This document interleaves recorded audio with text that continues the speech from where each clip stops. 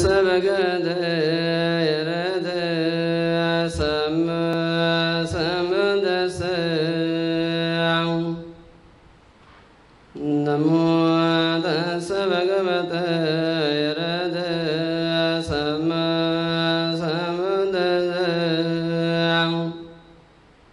namo tassa bhagavate rade sam samdase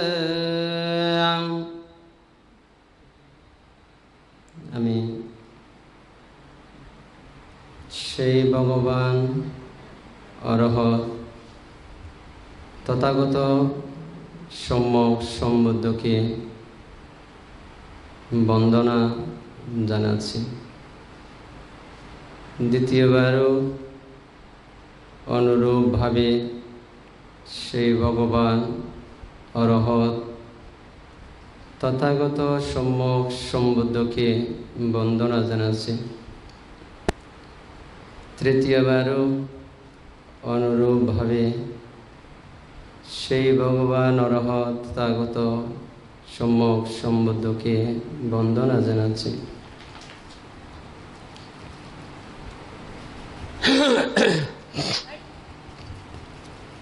আজকে আমি আলোচনা শুরু করার পূর্বে আমি সমস্ত ধর্ম সম্প্রদায়, ধর্মীয় গুরু এবং সমস্ত ধর্ম প্রবর্তকদের প্রতি সম্মান প্রদর্শন করছি।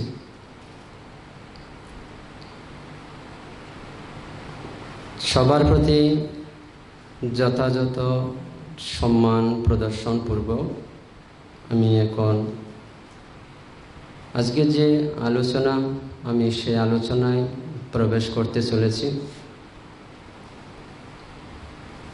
আমি সবাইকে সম্মানের সাথে আহ্বান জানাচ্ছি, অনুরোধ জানাচ্ছি। আজকে কি নিয়ে লাইভ হবে আপনারা পূর্ব থেকেই অনেকে অবগত। দেখুন, আজকে আমার লাইভে আসার কারণ কোনো ধর্ম, কোনো সম্প্রদায়কে আঘাত করা নয়, কারো প্রতি অসম্মান প্রদর্শন করা নয়। আমি আজকে কিছু মতামত এবং কিছু সিদ্ধান্ত জানানোর জন্য, কিছু মতামত দেওয়ার জন্য, যাতে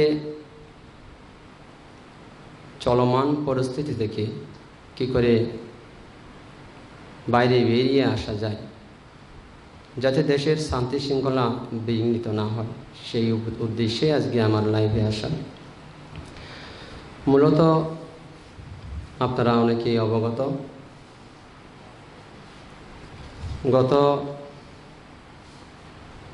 মধু পূর্ণিমা থেকে আপনার নটপথ সেল ক্লাব কর্তৃক অনুবাদিত বৌদ্ধ নামক বইটি নিয়ে চলমান যে সমস্যা, এই সমস্যা নিয়ে গত 2 অক্টোবর শনিবার 2021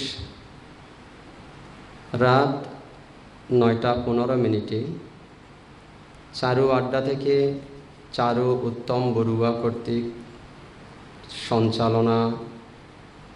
পরিচালনায় যে জুম মিটিং করা হয়েছিল, সেই মিটিংয়ের পরিপ্রেক্ষিতে এবং নটপথ সেল ক্লাব কর্তৃক অনুবাদিত বৌদ্ধ নামক গ্রন্থকে কেন্দ্র করে আমি আজকে কিছু আলোচনা করতে চাইছি, যাতে দেশের শান্তি শৃঙ্খলা, প্রত্যেক সম্প্রদায়ের শান্তি শৃঙ্খলা যেন কোনো পরিস্থিতিতেই বিঘ্নিত না হয়। তো আমি সম্মানের সাথে কিছু মতামত ব্যক্ত করব। আমার মতামতটা থাকবে নটপথ সেল ক্লাবের সমস্ত সদস্যদের উদ্দেশ্যে এবং বাংলাদেশের সমস্ত বৌদ্ধ ভিক্ষু এবং বৌদ্ধ গৃহীদের উদ্দেশ্য করে। তো এখানে দেখুন, প্রথমে সাধুবাদ জানাচ্ছি। গত 2 তারিখে চারুত্তম বড়ুয়া কর্তৃক সঞ্চালনায় সঞ্চালিত যে জুম মিটিংটা করা হয়েছিল, সেখানে যারা যারা উপস্থিত ছিলেন, প্রজ্ঞাবংশ মহাতেরো, ক্যালিফোর্নিয়া, আমেরিকা, উনি উপস্থিত ছিলেন। কেশরী জ্যোতিশ্রী কেশরী জ্যোতি সেন 13, অধ্যক্ষ রামকোট বনাশ্রম বৌদ্ধবিহার, রামু, কক্সবাজার। হেমেন্দ্র বিকাশ চৌধুরী, সম্পাদক, জগৎজ্যোতি, কলকাতা, ভারত। ডক্টর সুমন কান্তি বড়ুয়া, চেয়ারম্যান, পালিও বুদ্ধিস্ট স্টাডিজ বিভাগ, ঢাকা বিশ্ববিদ্যালয়। রিক্তা মার্টিনেস, সহসভাপতি, north cell club. Sakawat Hossain, সাধারণ সম্পাদক, নর্থ সেল ক্লাব। এবং উজ্জ্বল বড়ুয়া বাসু, সভাপতি, ত্রিপিটক রিসার্চ সোসাইটি। ওনাদের আলোচনায় এবং জুম মিটিংয়ে অংশগ্রহণে আমি আমার সেবকেরা, বিশেষ করে এখানকার আমার সেবক চট্টগ্রাম শহরে বসবাস করেন, আপনার মনিরাজ ফাউন্ডেশনের প্রেসিডেন্ট প্রিয়রঞ্জন বড়ুয়া আমাকে বললেন যে বানতে এই ব্যাপার, আপনি একটু লাইভটা দেখতে পারলে খুব ভালো হয়। যেদিন লাইভ হবে সেদিনকের কথা বলছি। ওনারা যেদিন জুম মিটিং করেছিলেন, অর্থাৎ 2 অক্টোবর, যার কারণে আমি আমি লাইভটা দেখি, পুরো লাইভটা দেখেছিলাম। তো লাইভটা দেখে যা অনুমান করলাম, আপনার চারুত্তম বড়ুয়াকে আমি খুব সাধুবাদ জানাবো। উনি সাধুবাদের যোগ্য কাজ করেছেন। এই বই প্রকাশের পর থেকে সোশ্যাল মিডিয়ার মাধ্যমে, লেখালেখির মাধ্যমে যেভাবে বৌদ্ধদের পক্ষ থেকে এবং অবৌদ্ধদের পক্ষ থেকে, যেভাবে নর্থ সেল ক্লাবের কিছু সদস্যদের পক্ষ থেকে যেভাবে ক্রোধাগ্নি প্রজ্বলিত হয়েছিল, যেভাবে ক্রোধের আগুন জ্বলে উঠেছিল, সেই অগ্নি অনেকটা তেজহীন করে দিয়েছে চারুত্তম বড়ুয়া, যার কারণে ওনাকে খুব সাধুবাদ জানাচ্ছি। মোটামুটি অনেকটা সেই অগ্নি অনেকটা তেজহীন হয়েছে, তবে এখনও জ্বলছে। তাই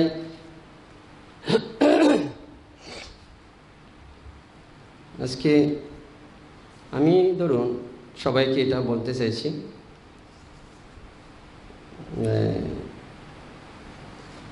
বিশেষ করে নর্থ সেল ক্লাবের সদস্যদের উপলক্ষ করে এবং বাংলাদেশি বৌদ্ধদেরকে, যারা নেতৃস্থানীয় ভিক্ষু সংঘ এবং গৃহী সংঘ, তাদেরকে উপলক্ষ করে আমি এটা বলতে চাইছি, আমরা প্রাণপণ চেষ্টা করব দেশের শান্তি শৃঙ্খলা যাতে বিঘ্নিত না হয়।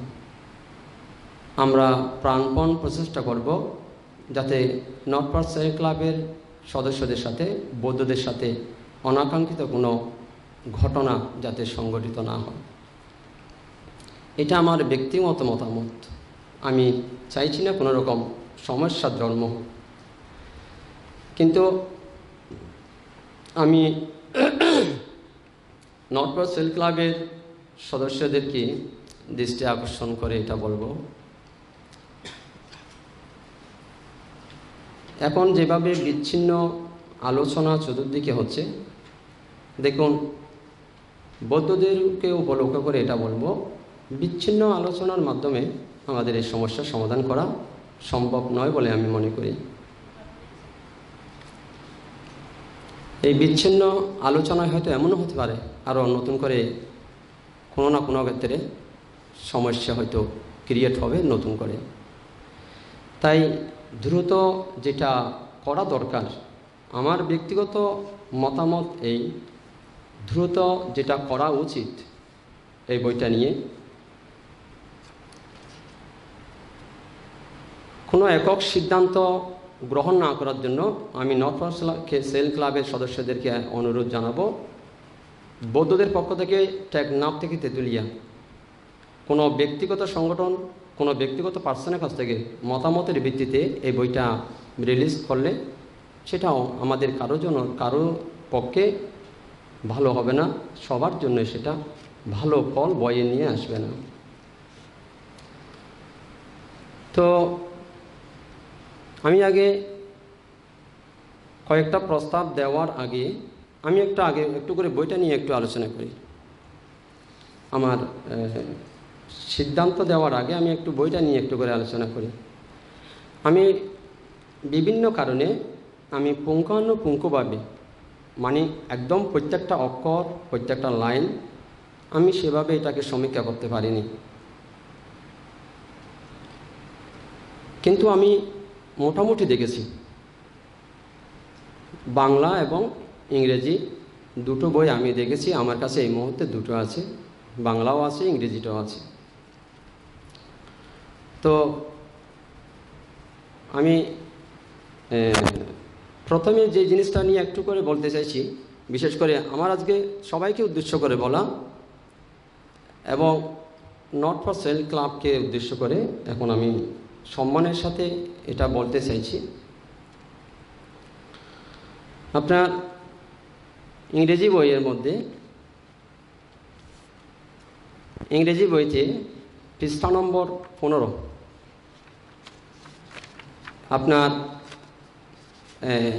পৃষ্ঠা নম্বর 15তে আপনারা দেখতে পাবেন, পৃষ্ঠা নম্বর 15তে আপনার, আমি সব প্রশ্নগুলো সব পেজগুলো আমি শো করব না। আপনারা দেখছেন যে এখানে রাজপুত্র সিদ্ধার্থকে দেখানো হচ্ছে, অর্থাৎ নগর ভ্রমণে, অর্থাৎ যেটা বৌদ্ধদের মধ্যে যেটা রয়েছে, সারি নিমিত্ত দর্শন করে সিদ্ধার্থ গৃহত্যাগ করেছিলেন। তো এখানে পেজ নম্বর 15তে যেটা রয়েছে, একজন লাঠি হাতে একজন ভিখারি বসে আছে, অর্থাৎ যেটা ইংরেজিতে বেগার বলে, ঠিক না? বেগার বলে না ভিখারিকে? বেগার। তো এই যে একজন বৃদ্ধা ভিখারি একটা লাঠি হাতে বসে রয়েছে, কিন্তু তার উপরে যে রয়েছে, Siddharth meet a sadhu or holy man on the road. আমরা লেখাটা দেখতে পাচ্ছি, মানে ইংরেজি বইটাতে Siddharth meet a sadhu or holy man on the road. তো দেখুন এখানে হোলি ম্যান বেগার হতে পারে না। দেখুন আমরা এখানে একটু করে আমরা বিবেচনা করব, হোলি ম্যান বেগার নয়, সেটা মুক্ত পুরুষ, সাধু, যে কোনো সন্ত সাধু এখানে লেখা আছে। তো একজন ঋষিকে দেখলেন সিদ্ধার্থ, মানে চতুর্থ দিনে বা যখন লাস্ট বারে একজন সাধুকে দেখেছিলেন, মানে নগর দর্শনে গিয়ে। কিন্তু সেই সাধু সমস্ত পৃথিবীর বৌদ্ধ এবং বাংলাদেশি বৌদ্ধরা এবং সিদ্ধার্থ লাস্টে যে ঋষিকে দেখেছিলেন, যে সাধুকে দেখেছিলেন, সেই সাধুকে দেখে সিদ্ধার্থের বৈরাগ্য চিত্তের উৎপন্ন হয়েছিল, ঠিক না? তো সে কারণে আমি দেখুন এই বইতে অনেক ভালো কিছু আছে আমি দেখেছি, যা মানুষ অজানা অনেক কিছু জানতে পারবে। তোর জন্য নিশ্চয়ই আমি আপনাদেরকে সাধুবাদ জানাচ্ছি, আপনাদের প্রশংসার যোগ্য। আপনারা এখানে অনেক কিছু আছে যা মানুষকে অজানা কিছুর সন্ধান দেবে। কিন্তু চারিনিমিত্ত দর্শনের মধ্যে একদম লাস্টবারে যেটা দেখেছিলেন সেটা বিকারী ছিল না, সেটা একজন ঋষি ছিলেন। যার কারণে আমি আপনাদের এটা দেখিয়েছি, এটা ঋষি ছিল, কিন্তু এটা বেগার ছিল না। এই যে বৃদ্ধা একটা লাঠি হাতে, এটা বেগার ছিলেন না। তো এটা আমাদের আলোচনা করতে হবে এটা। তো কারণ এটা মানুষের মধ্যে একটা রং মেসেজ যাবে মানুষের মধ্যে। কারণ ভিখারিকে দেখে বুদ্ধ প্রব্রজ্ঞা গ্রহণের বা গৃহত্যাগের সিদ্ধান্ত গ্রহণ করেনি। উনি একজন সন্ন্যাসীকে দেখে উনি গৃহত্যাগের জন্য লাস্ট সিদ্ধান্ত নিলেন। যার কারণে বাংলাতেও সেভাবে দেখা যাচ্ছে। 21 বাংলা বইটাতে আছে 21 পৃষ্ঠা নম্বর 21, আর ইংরেজি বইতে পৃষ্ঠা নম্বর 15। কিন্তু এটা অনুবাদক ওনার মন থেকে কিছু দেয়নি, এটাও বই ছিল। কিন্তু বইটা দেখে মনে হচ্ছে লেখিকা যে মহিলা জেন হোপ, সেই লেখিকা যদি বুদ্ধের ধর্মকে মনে প্রাণে গ্রহণ করতেন, এমনটা উনি করতে পারতেন না। লেখিকা জেন হোপ, উনি মহিলা ছিলেন, পুরুষ নয়, মহিলা। উনি এই বুদ্ধের একটা চারিনিমিত্ত দর্শনের মধ্যে লাস্ট ছিল সাধু, একজন ঋষি। সেখানে একজন বয়স্কা মহিলা একজন লাঠি দিয়ে একজন ভিখারিকে দেখিয়ে দিয়েছে, মানে লেখিকা জেন হোপ। তো সেখানে একটা সেখানে লেখাটা যেরকম আছে, উনি অনুবাদটাও ঠিক আছে। এই গৃহহীন ভিক্ষুকের মানে ভিখারিকে দেখিয়েছে, এটা অনুচিত। এটা আমি অনুবাদককে আর লেখক এটা এমনটা কাজ করেছে যা মানুষের মধ্যে ভুল একটা মেসেজ যাবে। তো সেক্ষেত্রে এটা একটা চিন্তার বিষয়, এটা নিয়ে আলোচনা দরকার আছে। একটা আপনার এরপর আমি আগে একটু বইটা একটু করি, তারপর আমি সিদ্ধান্তগুলো জানাবো বা কী করলে ভালো হয়।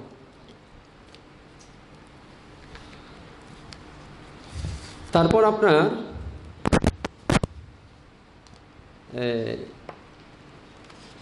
যেটা দেখা যাচ্ছে বাংলা বইতে পেজ নাম্বার হচ্ছে 26 আর 27 নম্বর এবং 28 নম্বর। বাংলা বইতে যেটা অনুবাদ বইতে পেজ নাম্বার 26, 27 নম্বর এবং 28 নম্বর। আর ইংরেজি পেজ নাম্বার হচ্ছে, ইংরেজি বইয়ের পেজ নাম্বার হচ্ছে 20 এবং 22। তো ইংরেজিতে 20 এবং 22, সেখানে আমি যা দেখলাম 20 নম্বর পেজের মধ্যে ইংরেজি বইতে অবস্টাকেলস বাধা বিপত্তি, অবস্টাকেলস। সেখানে বাধা বিপত্তিতে মূল বইটাতে আছে 5 বার উনি মারা শব্দ ব্যবহার করেছেন, মানে মার শব্দ, MARA, মারা শব্দ উনি ব্যবহার করেছিলেন। অর্থাৎ 20 নম্বর পেজে ব্যবহার করেছেন 4 বার, 21 নম্বর পেজে উনি ব্যবহার করেননি, 22 নম্বর পেজে গিয়ে ব্যবহার করেছেন 1 বার মারা শব্দ, MARA, মারা। তো সেখানে অনুবাদ বইটাতে মার এই শব্দটা ব্যবহার করা হয়েছে 8 বার। 8 বার ব্যবহার করা হয়েছে। দেখুন, প্রথমবারে আছে মারার, কিন্তু ইংরেজি বইতে যেটা আছে সব জায়গায় একই শব্দ, MARA, সেখানে শব্দে কোনো ব্যতিক্রম হয়নি। MAR এ 5টা জায়গায় সেখানে এই শব্দ ব্যবহার করা হয়েছে, অর্থাৎ 20 নম্বর পেজ এবং 22 নম্বর পেজ 5 বার ব্যবহার করা হয়েছে একই শব্দ, শব্দে কোনো পরিবর্তন হয়নি।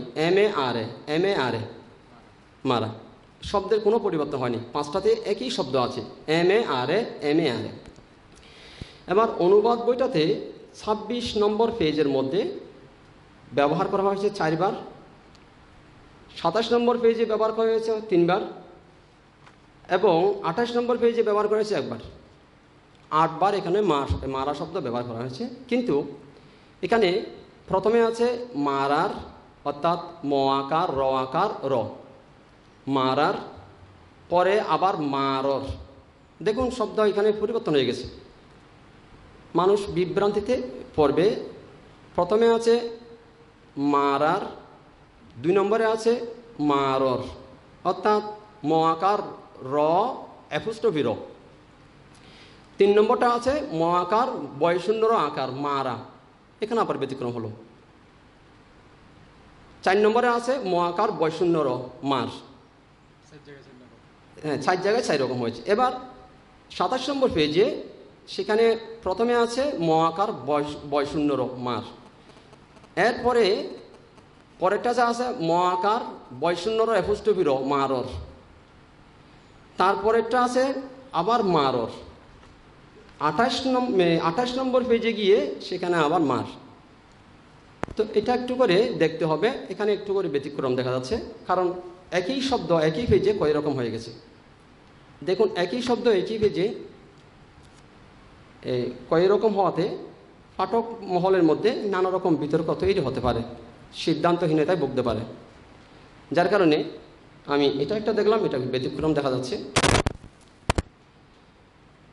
এরপর আপনার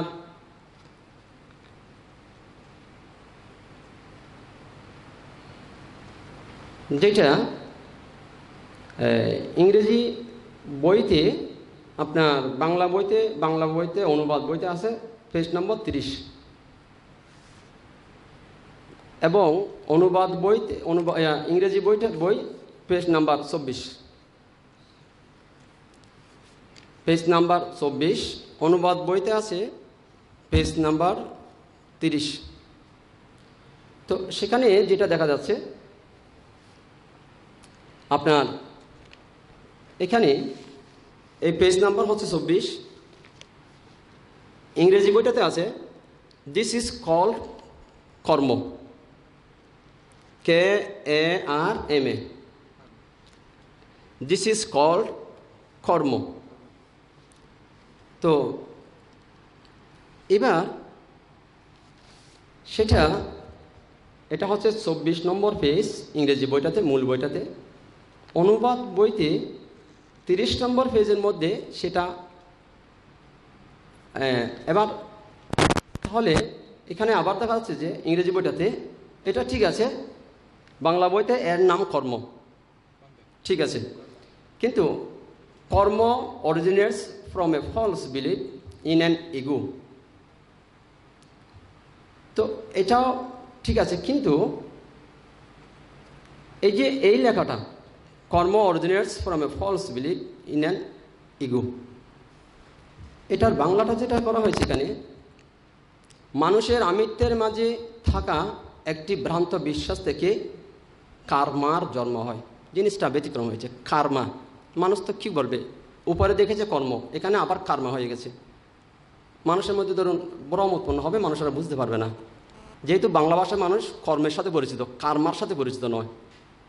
বাংলা ভাষাভাষী কার্মার সাথে পরিচিত নয়, যেটা বঙ্গা করে, এটা একটু ব্যতিক্রম হয়েছে, এখানে কার্মা হয়ে গেছে। এই কার্মাটা ইংরেজিতে এখানে 2 বার লেখা আছে, 2 বারের মধ্যে কর্ম আছে, KARM। এখানে প্রথমে কর্ম, দ্বিতীয়বারে কার্মার জন্ম হয়ে গেছে, কার্মার জন্ম, এখানে একটু করে দেখতে হবে। এবার দেখুন, আমি যারা লাইভে রয়েছেন, আমি নট ফর সেল ক্লাবের প্রতি সম্মান প্রদর্শন করে আমি অভিযোগ দিচ্ছি না, কেবল আমি একটু আলোচনা করছি, কেবল আমার মতামতটা ব্যক্ত করছি যে এখানে কীরকম আছে। আমি পুরোটা বই বলতে পারবো না, কারণ পুরোটা বই বললে দীর্ঘ সময় লেগে যাবে। কেবল আমি মাঝখান থেকে কয়েকটা আমি আপনাদেরকে একটু বলতে চাইছি, মানে জাস্ট একটু তুলে ধরতে চাইছি আমাদের কী করা দরকার।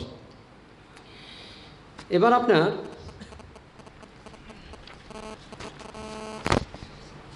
অনুবাদ বইতে পেজ নাম্বার হচ্ছে 32। অনুবাদ বইতে এটা মূল ইংরেজি বইটাতে পেজ নাম্বার হচ্ছে 26। তো এখানে পেজ নাম্বার 26 নম্বর পেজে এখানে অনুবাদক হুবহু মানে যে ফটোটা আছে সেই ফটোটা দিয়েছেন। আপনার ধরুন এখানে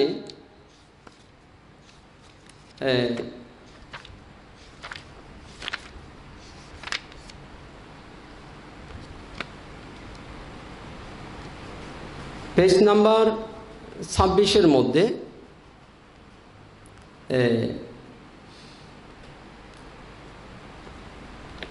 বুদ্ধ যখন জ্ঞানপ্রাপ্ত হয়েছিলেন তখন উনি সেই লেখাটা এখানে বইতে যেমন আছে, মানে ইংরেজি বইতে যেমন আছে বাংলা বইতেও ঠিক তেমন আছে। তো আমি আপনাদের উনি আমার জন্ম থেকে মৃত্যু পর্যন্ত কালের সাক্ষী হয়ে থাকার জন্য আমি পৃথিবীকে আহ্বান করছি। কে বলেন? বুদ্ধ বলেছিলেন জ্ঞানপ্রাপ্ত হওয়ার ঠিক পূর্ব মুহূর্তে, মানে বসুমতীকে সাক্ষী করেছিলেন। এটা ঠিক আছে, লেখাটা ঠিক আছে এটা, কিন্তু সেই অবস্থায় আমি আপনাদের এটা বলতে চাইছি লেখক যেটা করেছে, আমি অনুবাদককে জাস্ট জানাতে চাইছি লেখক এটা কী করেছে, বা অনুবাদের মধ্যে হুবহু আছে কিন্তু বইতেও আছে, ইংরেজি বইতে এবং বাংলাতে একই আছে। তো আপনি বলতে পারেন একই থাকলে আপনি বলছেন কেন? যেটা ইংরেজি বইতে আছে সেটা অনুবাদ বইতেও আছে, সেখানে ব্যতিক্রম নেই। এই হচ্ছে ইংরেজি বইটাতে, ওই ফটোটা দেখুন যেটা ভূমি স্পর্শ, আর এই হচ্ছে বাংলা বইটাতে।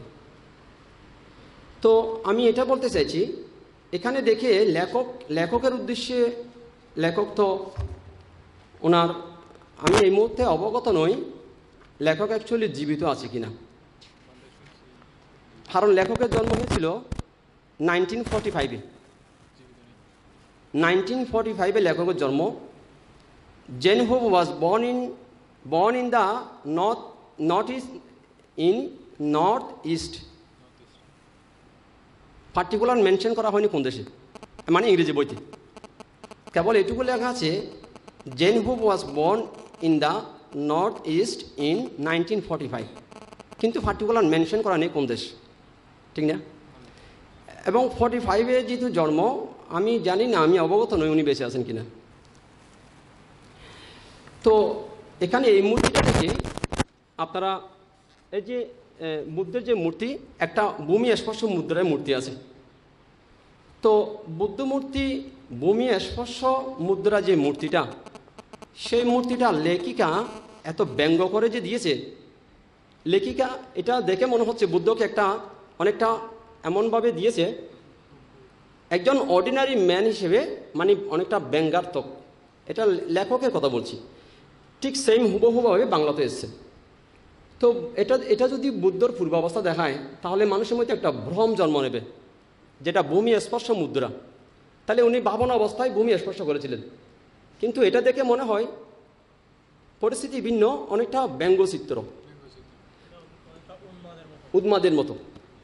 তো সে কারণে ওই লেখক যেটা করেছিল, লেখককে দেখে মনে হয় উনি অ্যান্টি বুদ্ধিস্ট।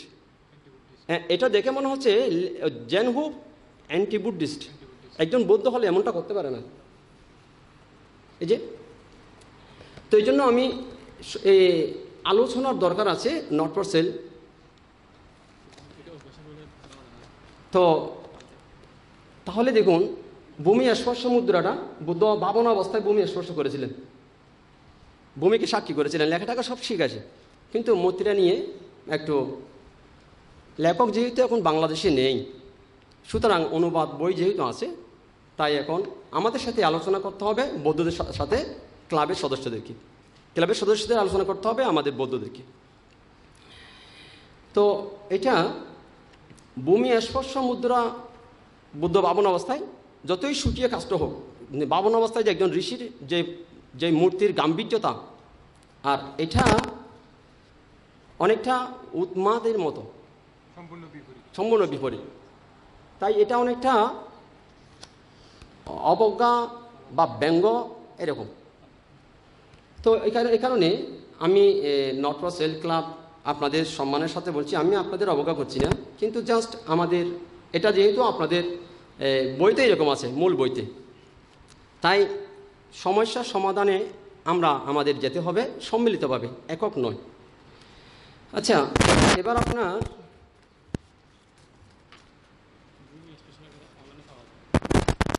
সেটা তো এটা আপনার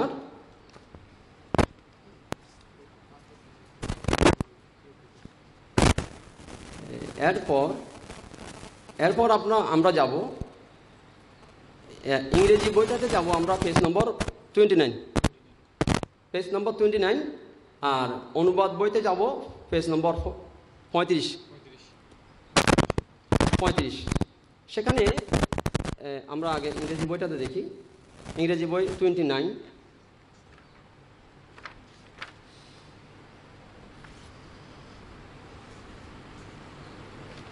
সেখানে আছে হোয়াট দ্য বুদ্ধ থট, মানে বুদ্ধ কি চিন্তা করেছিলেন।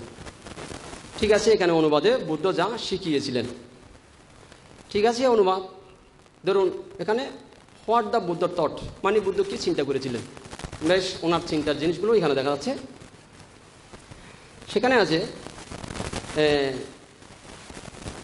আমি একটু করে ইংরেজিতে যেটা রয়েছে, আমি পুরোটা পড়ছি না, জাস্ট নিচেরটা।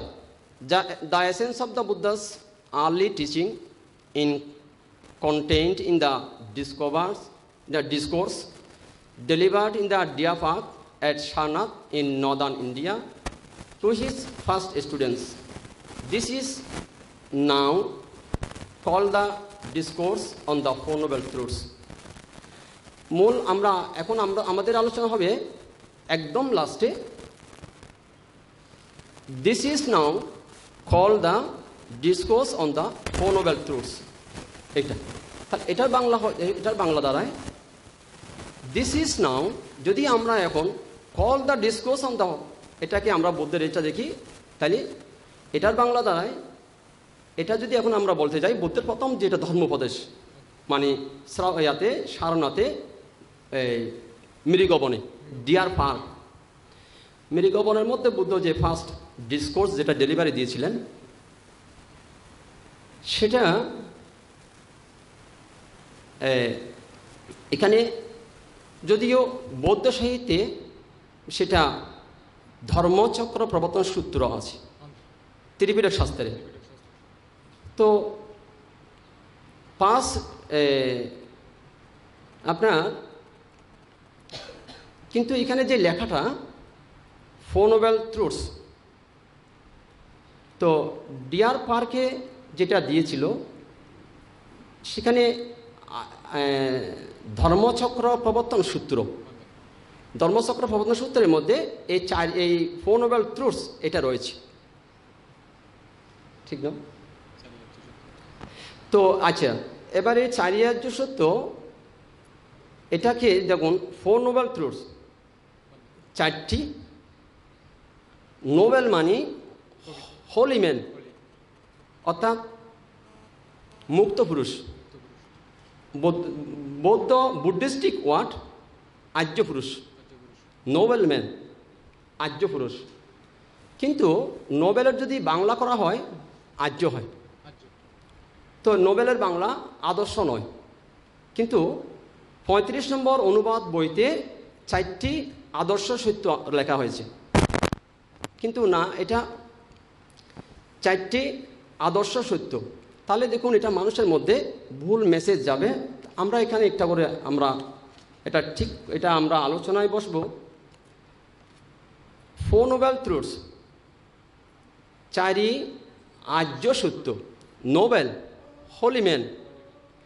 নোবেল মানে পবিত্র, আর্য, বুদ্ধিস্টিক ওয়ার্ড আর্য, আদর্শ নয়। সেখানে অনুবাদ বইতে 35 নম্বর পেজের মধ্যে আছে চতুরার্য সত্য বা 4টি আদর্শ সত্য,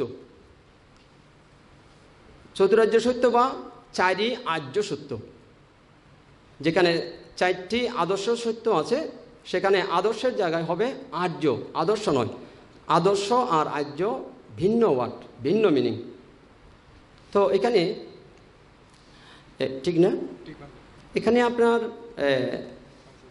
এখানে সংশোধনের আবশ্যকতা আছে, দরকার আছে। কারণ এটা 4 নোবেল ট্রুথস, 4ই আর্য সত্য, 4টি আর্যদের সত্য। দেখুন, সাধারণের সত্য নয়, আর্যদের সত্য। এই দুঃখকে যারা বুঝেছিলেন আর্যদের সত্য, ওনারা বুঝেছিলেন, তাই সাধারণের সত্য নয়, এটা আর্যদের সত্য। তাই এই 4 নোবেল ট্রুথস, এই 4টি বা এই 4ই তাদের সত্য, Nobel truths, ordinary man truths নয়, নোবেল ট্রুথস মানে আর্যদের সত্য। তাই এটা আদর্শ নয়, 4টি আর্য সত্য। এখানে এটা সংশোধন আছে, এটা গ্রেট মিস্টেক। তো আপনার এবার আমি সব বলবো না, বেশ কেবল বই থেকে কিছু পাতা কথা বলবো। এবার আমরা অনুবাদ বইতে যাব আমরা 36 নম্বর পেজে। 36 নম্বর পেজের মধ্যে, এটা ইংরেজি বইতে যাব আমরা 30 নম্বর পেজ, পেজ নম্বর 30, পেজ নম্বর 30। সেখানে প্রথমে যেটা আছে, the noble truth of suffering, page নম্বর ইংরেজি বইতে 30 নম্বর পেজে, 30 নম্বর, the noble truth of suffering. অনুবাদ বইতেও ঠিক আছে, দুঃখ, অনুবাদ বইতে ঠিক আছে, যে দেখছি দুঃখ ঠিক আছে, কিন্তু দুঃখভোগের আদর্শ সত্য লেখা আছে। এটা এখানে the Nobel truths of suffering number 1, এটা দুঃখ আর্য সত্য। এটা হয় দুঃখ আর্য সত্য, অর্থাৎ এটাও করতে পারেন যেমনটা অনুবাদ বইতে দুঃখভোগের আর্য সত্য, কিন্তু দুঃখভোগের আদর্শ সত্য নয়। এটাও সংশোধন করতে হবে।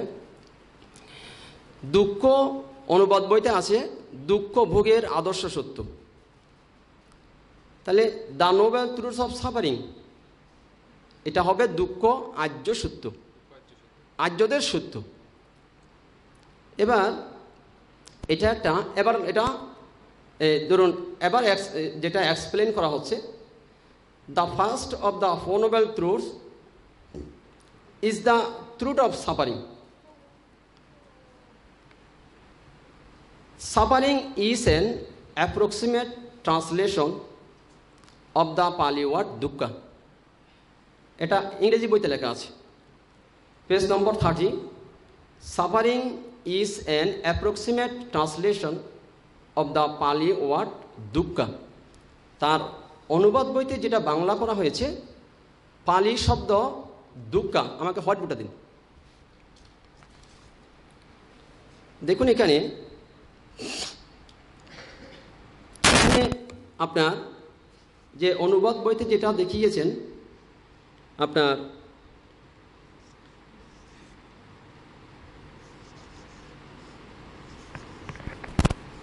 এই দুঃখা, অর্থাৎ ট্রান্সলেশন অফ দ্য পালি ওয়ার্ড দুঃখা, কিন্তু পালিতে দুঃখা এরকম লেখা হয় না, পালিতে এরকম হয় না। কারণ পালিতে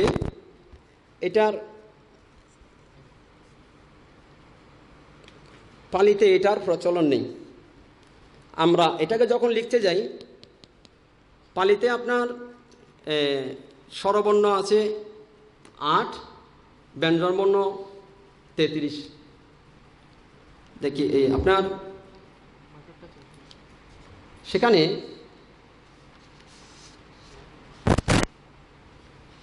আপনার স্বরবর্ণ 8, ব্যঞ্জনবর্ণ 33। সেখানে আমরা এটা নেই পালিতে, আপনার পালিতে এই তালব্য স সেটার ব্যবহার নেই, পালিতে মূর্ধন্য স সেটার ব্যবহার নেই, পালিতে আপনার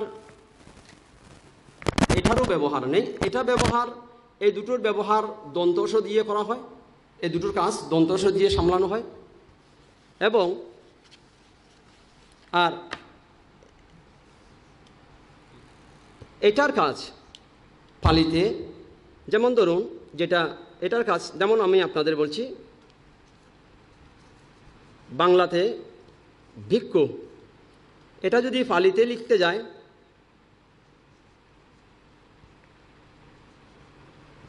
আমরা, এটা হোক কিংবা এটা হোক, এটা এই বাংলার এটা পালিতে এই ভিক্ষু পালি, তাহলে এটা বাংলা, এই পালি ভিক্ষু। এবার এখানে যেটা আছে দুক্কা, ধরুন এখানে দুক্কাটা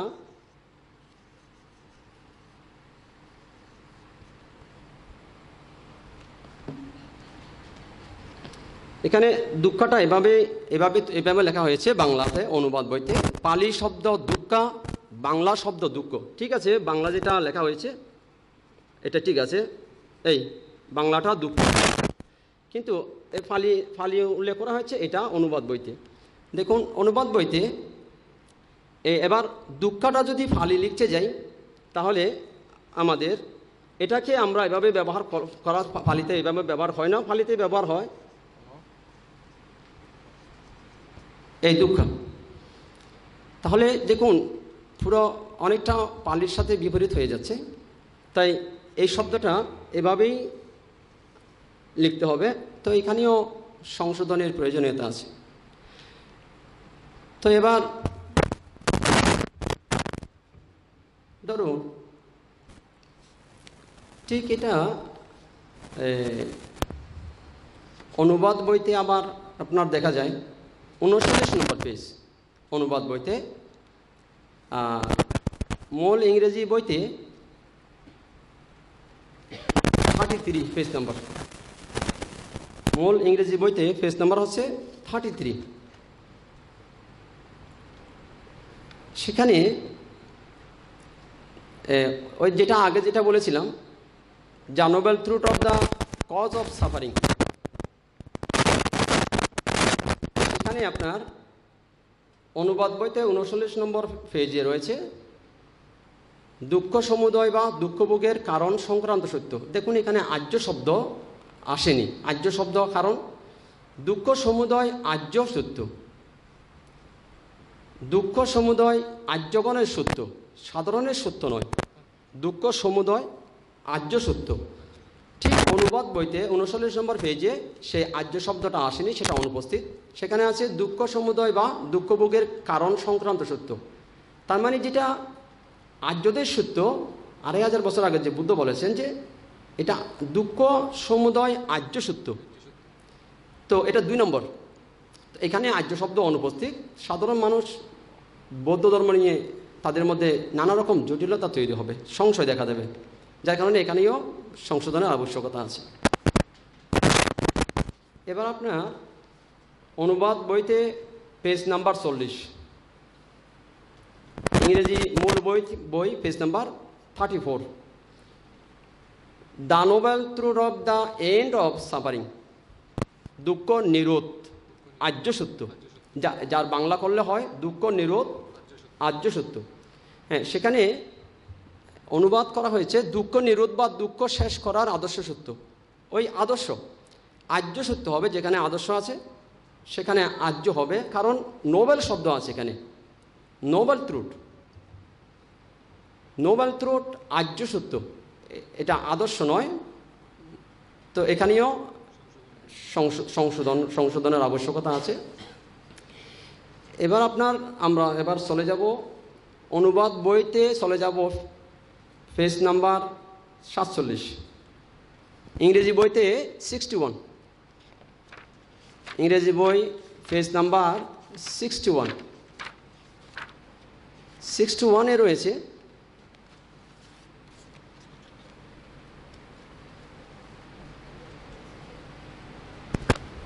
আপনার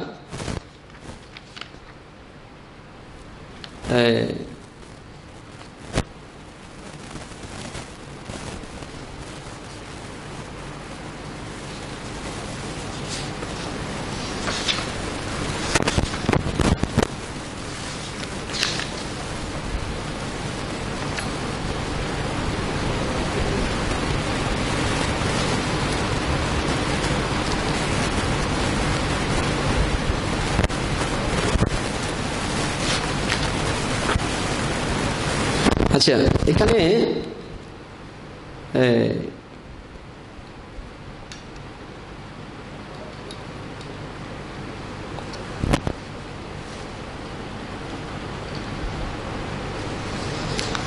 যেটা পেজ নাম্বার অনুবাদ বইতে 47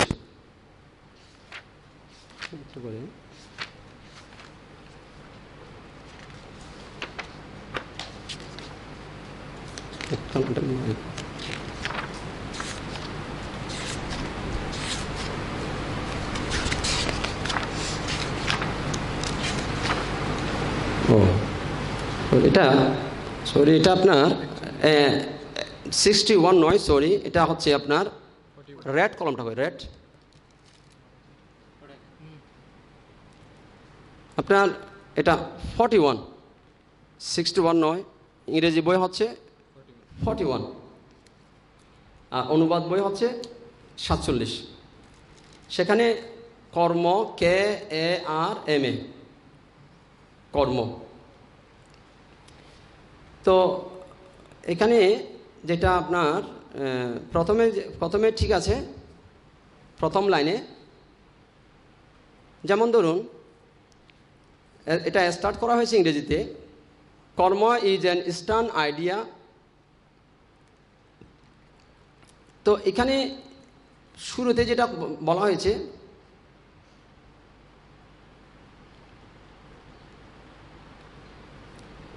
কিন্তু পরের লাইনে দেখা যাচ্ছে আপনার কর্ম একটি পূর্বাঞ্চলীয় ধারণা। তো আইডিয়ার পরে দ্যাট ফ্যাসিনেটস দ্য ওয়েস্ট, এটা পশ্চিমাদের মুগ্ধ করেছে। কিন্তু এরপর বাট ইজ ইউজুয়ালি, কিন্তু পশ্চিমারা সাধারণত usually misunderstood as fate or predestination শ্রীমানবর। তাহলে এখানে আপনার বাংলাতে যেটা করা হয়েছে, কিন্তু পশ্চিমারা সাধারণত কার্মার অর্থ বুঝতে ভুল করে। এইখানে ধরুন আমাদের সাবটার ধরা হয়েছে কর্ম। প্রথম কর্ম একটি পূর্বাঞ্চলীয় ধারণা, ঠিক আছে, কিন্তু পরে কার্মার দেখুন এটাও একটু একই জায়গায় দুই রকম, কর্ম আবার কার্মা। দেখুন বাংলার মধ্যে একই জায়গায় দুই রকম, অনেকটা মানুষের মধ্যে বিভ্রান্তি জন্ম নেবে। তো সেটাও একটু করে দেখতে হবে। আমি কেবল এমনি দুই একটা বলছি। ঠিক আবার নিচের দিকে আরেকটু করে আবার একই রকম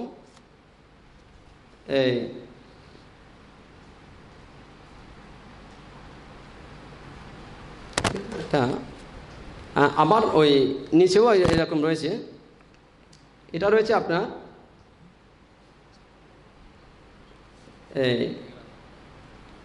ব্যক্তিগত পর্যায়ের উপরে জাতিগত পর্যায়েরও নির্দিষ্ট কার্মা রয়েছে। এখানে আবার কার্মা হয়েছে অনুবাদে। তো ওইটা একটু করে আবার দেখতে হবে। অর্থাৎ কর্ম চ্যাপ্টারের নিচের দিকে 47 নম্বর পেয়েছি। ইংরেজিতে ঠিক আছে একই, এখানে কর্ম এবং এটা কার্মা হবে না, কারণ কার্মার হলে মানুষের মধ্যে ভ্রম তৈরি হবে। এটা হবে কর্ম, বাংলাতে কর্ম। কার্মার হলে মানুষের মধ্যে ভ্রম তৈরি হবে। হ্যাঁ, একই ফিজের মধ্যে কর্মের সাথে সবাই পরিচিত, কার্মার সাথে পরিচিত নয়। সে কারণে এখানে একটু করে আপনার এখানে একটু করে আলোচনার দরকার আছে, সংশোধনের দরকার আছে। এবার আমরা অনুবাদ বইটাতে আমরা দেখব 48 নম্বর পেজ অনুবাদ বইতে। ইংরেজি বইতে দেখব আমরা 42 আমরা 42 নম্বর পেজে দেখব ইংরেজি বইতে।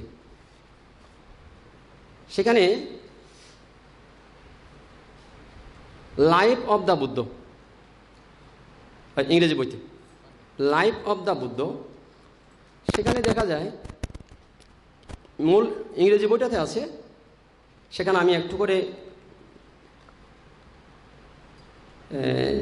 42 নম্বর পেজে ইংরেজিতে রয়েছে।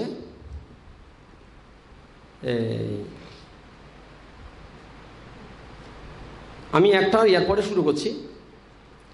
ব্যাকেটের মধ্যে রয়েছে মাঝখানে within bracket woman were to enter later, অর্থাৎ ভিক্ষু সংঘ প্রতিষ্ঠার পরে ভিক্ষুণীরা সঙ্গে প্রবেশ করে। এরপর who followed the way the Buddha had described, Buddha যা যা বলেন কী কী লাগবে। দিস মাংস লিভ সিমলি, মানে কী কী জিনিস প্রয়োজন হয় সেখানে। Owning only the essentials needed for survival, a rope, a start, মানে প্রয়োজনীয় জিনিস কী কী লাগবে। এ রোপ, 2 নম্বর এ বোল, যেটা আর্মস বোল, যেটা বৌদ্ধদের পরিভাষায় ভিক্ষাপাত্র, আর্মস বোল, আর্মস পট। তো সেটা অনুবাদ বইতে 48 নম্বর পেজের মধ্যে দেখা যাচ্ছে।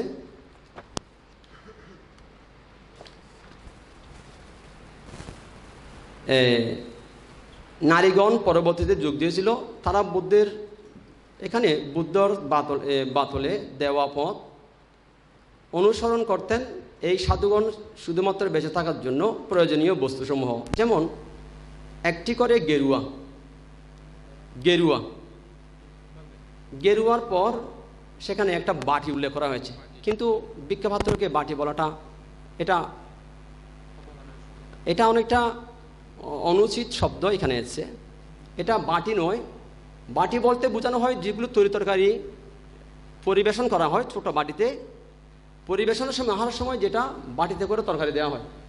কিন্তু যেটা আর্মস বোল, এটা ভিক্ষাপাত্র বৌদ্ধ ভিক্ষুদের, তাই সেটা বাটি নয়। বাটি হলে মানুষের মধ্যে একটা ভ্রম তৈরি হবে, ঠিক না? বাটি হলে একটা ভ্রম মানুষের মধ্যে তৈরি হবে, এটা একটু সংশোধন দরকার আছে। এবার আপনার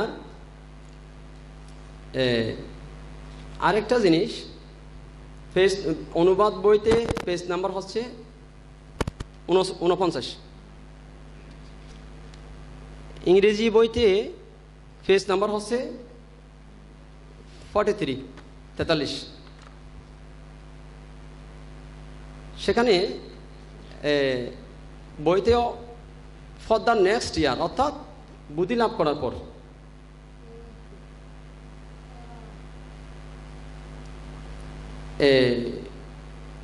এখানে লেখা আছে the travelled around northern India practising meditation and begging for their meals for the next 49 years.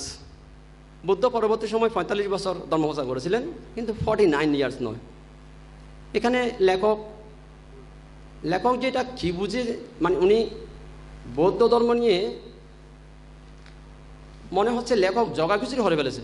লেখক নিজের স্বেচ্ছাচারিতা প্রতিষ্ঠা করেছে, নিজের লেখক হিসেবে মানুষকে জানাতে চেয়েছিল। কিন্তু এই যে লেখক, আমি এখানে অনুবাদককে আমি করবো না, তবে একটু চিন্তা করতে বলবো, কারণ কেন লেখক এটা ভুল করেছে।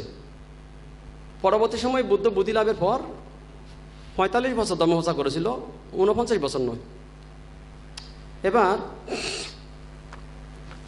আরেকটা যেটা আপনার আমাদের অনুবাদ বইতে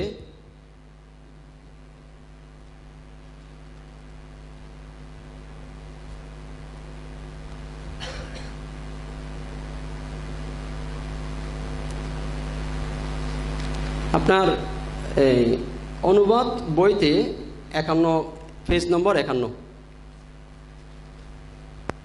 আর ইংরেজি বইতে মূল বইতে পেজ নম্বর 45, পেজ নম্বর 45।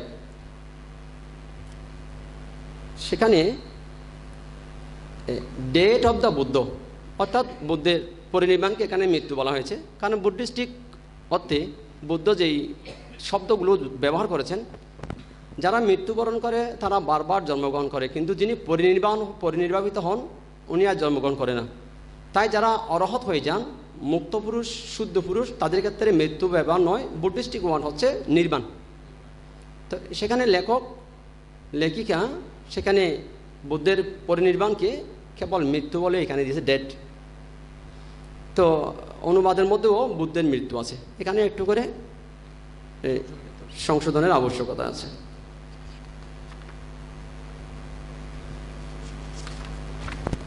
তো আমি জাস্ট একটু এরকম দুই একটা বলবো।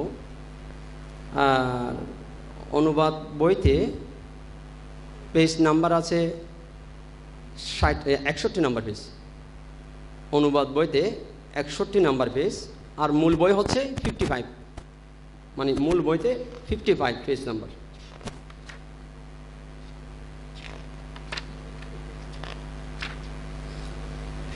পেজের মধ্যে বুদ্ধ ভিক্ষুদের যেটা বলেছিল, গো ফোর্থ মাংস and under for the gain of many, for the welfare of many, out of compassion for the world, for the good, the gain, the welfare of gods and men. মানে বহুজনের সুখের জন্যই, দেবগণ মনুষ্যগণের সুখের জন্যই তোমরা দিকে দিকে বিচরণ করো, বহুজনের কল্যাণের জন্যই, বহুজনের সুখের জন্য, বহুজনের মঙ্গলের জন্য তোমরা দিকে দিকে বিচরণ করো। সেটা লেখক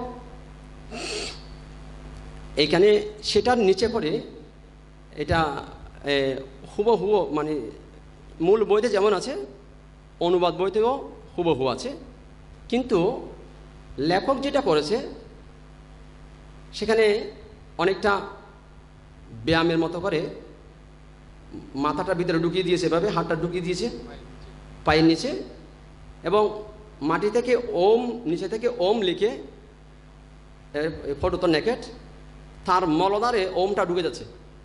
এই যে লেখক একটা ব্যঙ্গচিত্র দিয়েছে, তো লেখিকা এমন ব্যঙ্গ বিদ্রোহ করেছে, তো এটা নিয়ে একটু করে আলোচনারও দরকার আছে। তারপর আপনার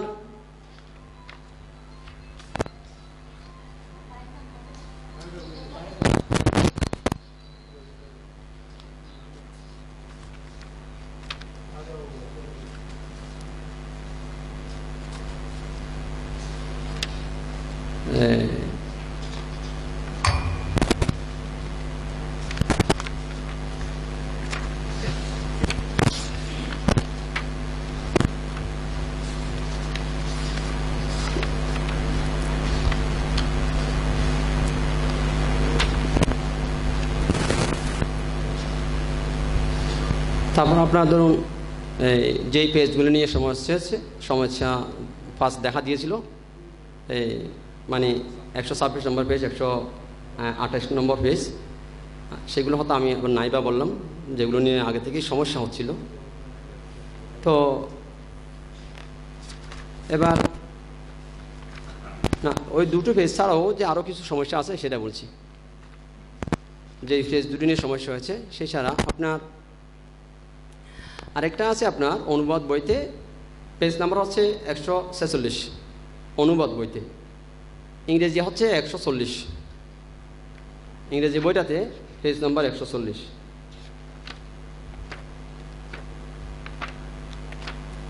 হ্যাঁ, 140 নম্বর অনুবাদ বইতে।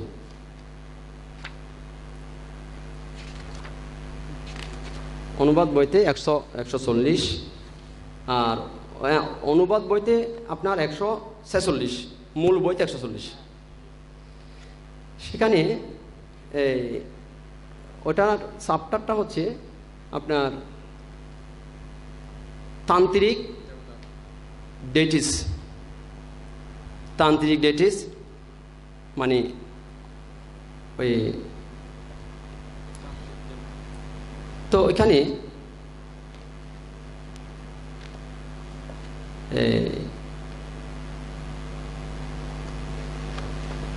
140 মূল বই হচ্ছে 140, ঠিক না? আপনার অনুবাদে 146। তো সেখানে আপনার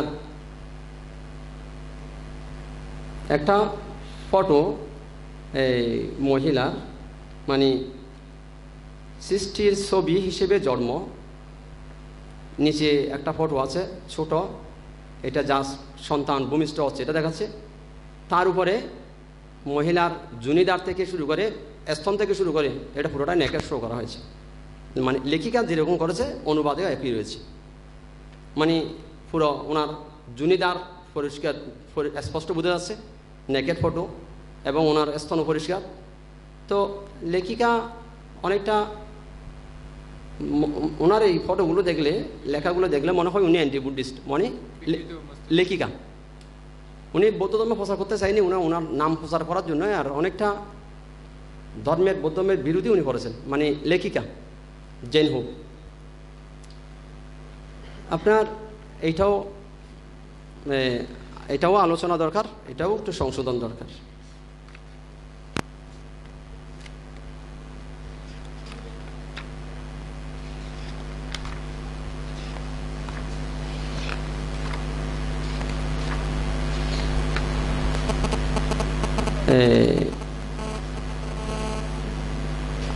আপনার অনুবাদ বইতে আরেকটা আছে, আপনার অনুবাদ বইতে পেজ নাম্বার হচ্ছে 177,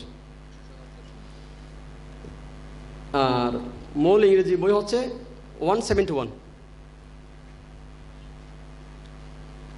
মূল বইটাতে 171, 171 এটা কনক্লুশন চ্যাপ্টারটা, পরিসমাপ্তি।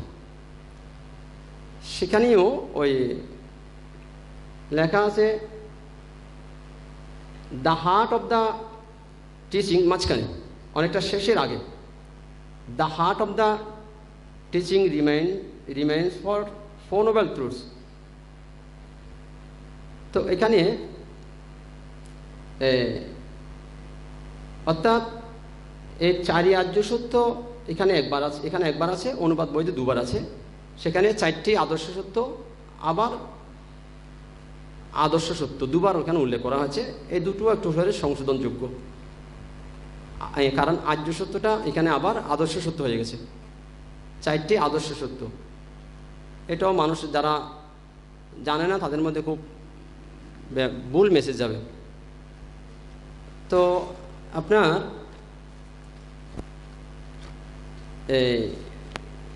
অনুবাদ বইতে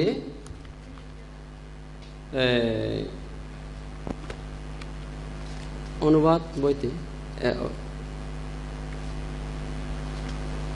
79 পেজ নম্বর 179, 179 অনুবাদ বইতে, সেটা মূল ইংরেজি বইতে পেজ নম্বর হচ্ছে 173।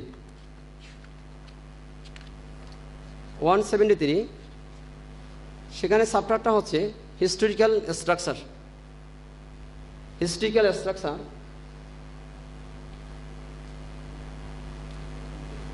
তো হিস্টোরিক্যাল স্ট্রাকচারে 4 নোবেল ট্রুথস শব্দটা আছে, কিন্তু বাংলাতে ওখানে 4টি আর্য সত্য আছে, 4টি আদর্শ সত্য আছে। সেটাও একটু সংশোধনযোগ্য, কারণ এখানে 4টি আর্য সত্য হবে, সেখানেও 4টি আদর্শ সত্য আছে। ঠিক এরই নিচে ডেথ অফ বুদ্ধ, এখানে ডেথ অফ বুদ্ধের মৃত্যু করা হয়েছে, সেখানেও এটা বুদ্ধের পরিনির্বাণ হয়, এখানেও একটু সংশোধনযোগ্য আছে। তারপরে এখানে তার উপরে মেডিটেশন, কর্ম, নির্বাণা 3টা শব্দ আছে।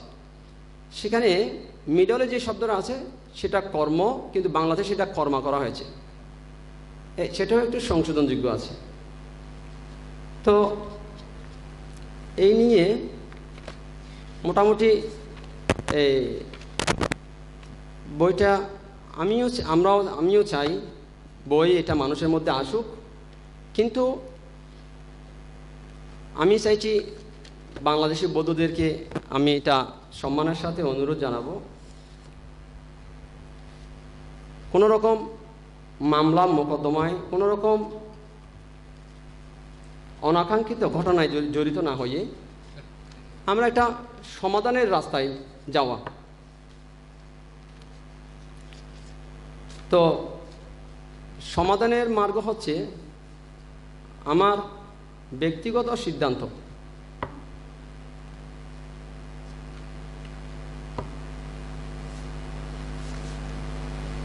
দেখুন, বাংলাদেশ সংঘরাজ ভিক্ষু মহাসভা আছে, বাংলাদেশ বৌদ্ধ ভিক্ষু মহাসভা আছে, বাংলাদেশ কৃষ্টি প্রসার সংঘ আছে, চট্টগ্রামে বাংলাদেশ বৌদ্ধ সমিতি আছে। তো এখানে পার্বত্য চট্টগ্রামে বনভিক্ষু একটা সংগঠন আছে, পার্বত্য ভিক্ষু একটা সংগঠন আছে, ঠিক না? তো এটা বাংলাদেশ সংঘরাজ ভিক্ষু মহাসভা থেকে 2 জন ভিক্ষু প্রতিনিধি, বাংলাদেশ বৌদ্ধ ভিক্ষু মহাসভা সেখান থেকে 2 জন ভিক্ষু প্রতিনিধি, বাংলাদেশ কৃষ্টি প্রসার সংঘ, এবং যেহেতু সংগ্রাম নিকায় মহাসিব নিকায় 2টি সংগঠন আছে মানে গৃহী, সেখানে সংগ্রাম নিকায় থেকে 2 জন, অর্থাৎ আর কৃষ্টি প্রসার সংঘ থেকে মহাসিব নিকায় থেকে 2 জন। তাহলে 2 জন ভিক্ষু 2 জন গৃহী করে, তাহলে সংগ্রাম নিকায় থেকে 2 জন, মহাসিব নিকায় থেকে 2 জন, 7 জন।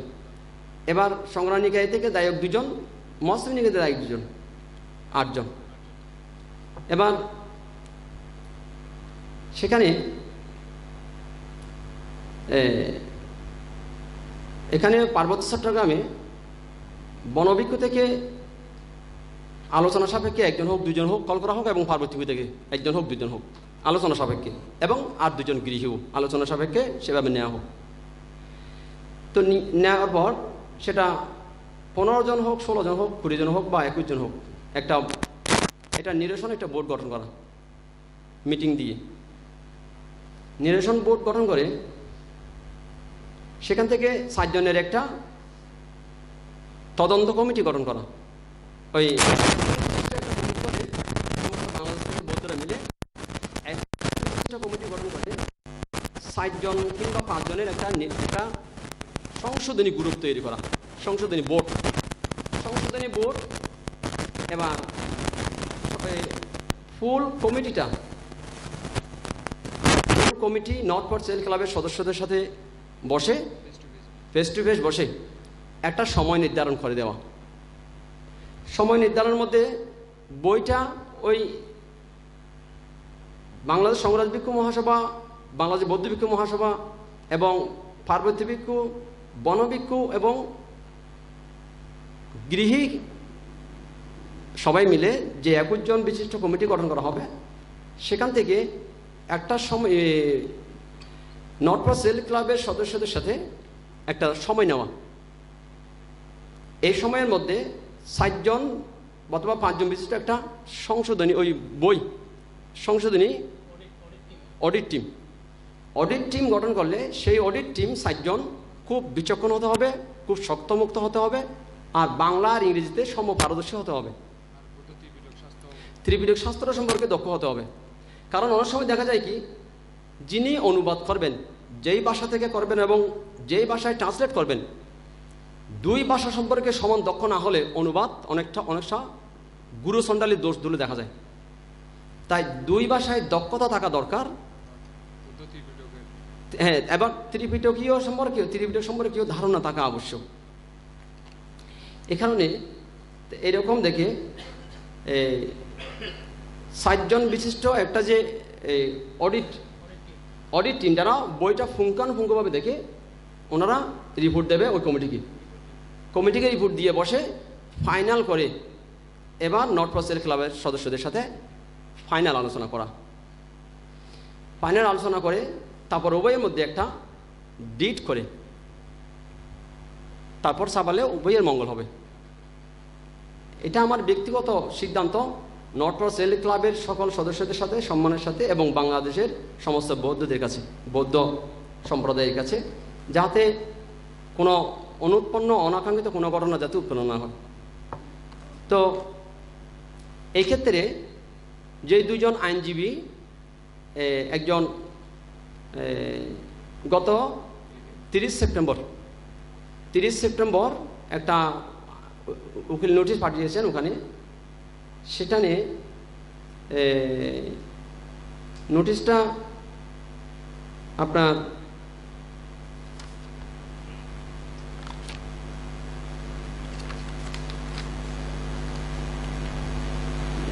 দিয়েছে দুইজন, রিগেন বড়ুয়া একজন, তার পক্ষ হয়ে এটা পাঠিয়েছেন প্রতীত বড়ুয়া, অ্যাডভোকেট রিগেন বড়ুয়া আপনার গত 30 সেপ্টেম্বর 21 বৃহস্পতিবার নর্থ ওয়েস্ট রেল ক্লাবকে যেটা লিগ্যাল নোটিশ পাঠিয়েছে, সেটা চট্টগ্রাম জজ কোর্টের অ্যাডভোকেট রিগেন বড়ুয়া। তো অ্যাডভোকেট রিগেন বড়ুয়ার পক্ষে লিগ্যাল নোটিশটি প্রদান করেছেন অ্যাডভোকেট প্রতীত বড়ুয়া। তো এই আলোচনা যেই কমিটিটা গঠন করা হবে নিরসনের জন্য, সেখানে এই দুজনকেও নেওয়া হোক, যারা নোটিশ পাঠিয়েছে তাদেরকেও সেখানে নেওয়া হোক। তো না হলে ধরুন এই বিচ্ছিন্ন আলোচনা মানুষের মধ্যে আরও নতুন করে সমস্যা জন্ম নেবে। বিচ্ছিন্ন আলোচনায় কোনো সিদ্ধান্ত গ্রহণ করা যাবে না, যেহেতু এখন এটা ছড়িয়ে গেছে চতুর্দিকে। তাই কোনো বিচ্ছিন্ন আলোচনা না করে আমি সমাধানের জন্য বা বই যদি এটা সংশোধনকারী পাবলিশের জন্য আমার ব্যক্তিগত মতামত হচ্ছে এটা। তো যাহাতে আপনার নতুন করে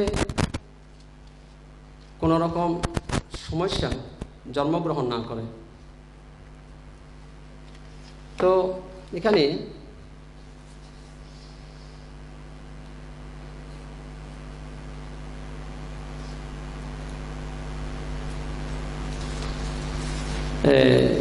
দেখুন সৈকত চৌধুরী, না সৈকত চৌধুরী, আপনি যেটা বলছেন, দেখুন আমি ওই যে একটা কমিটির কথা বললাম 21 জন বিশিষ্ট, সেভাবেই এগুলো আলোচনা করতে হবে।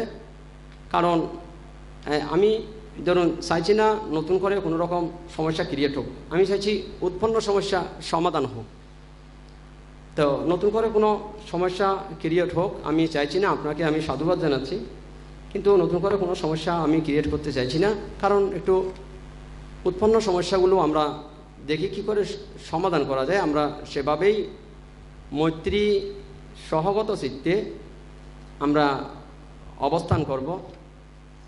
তো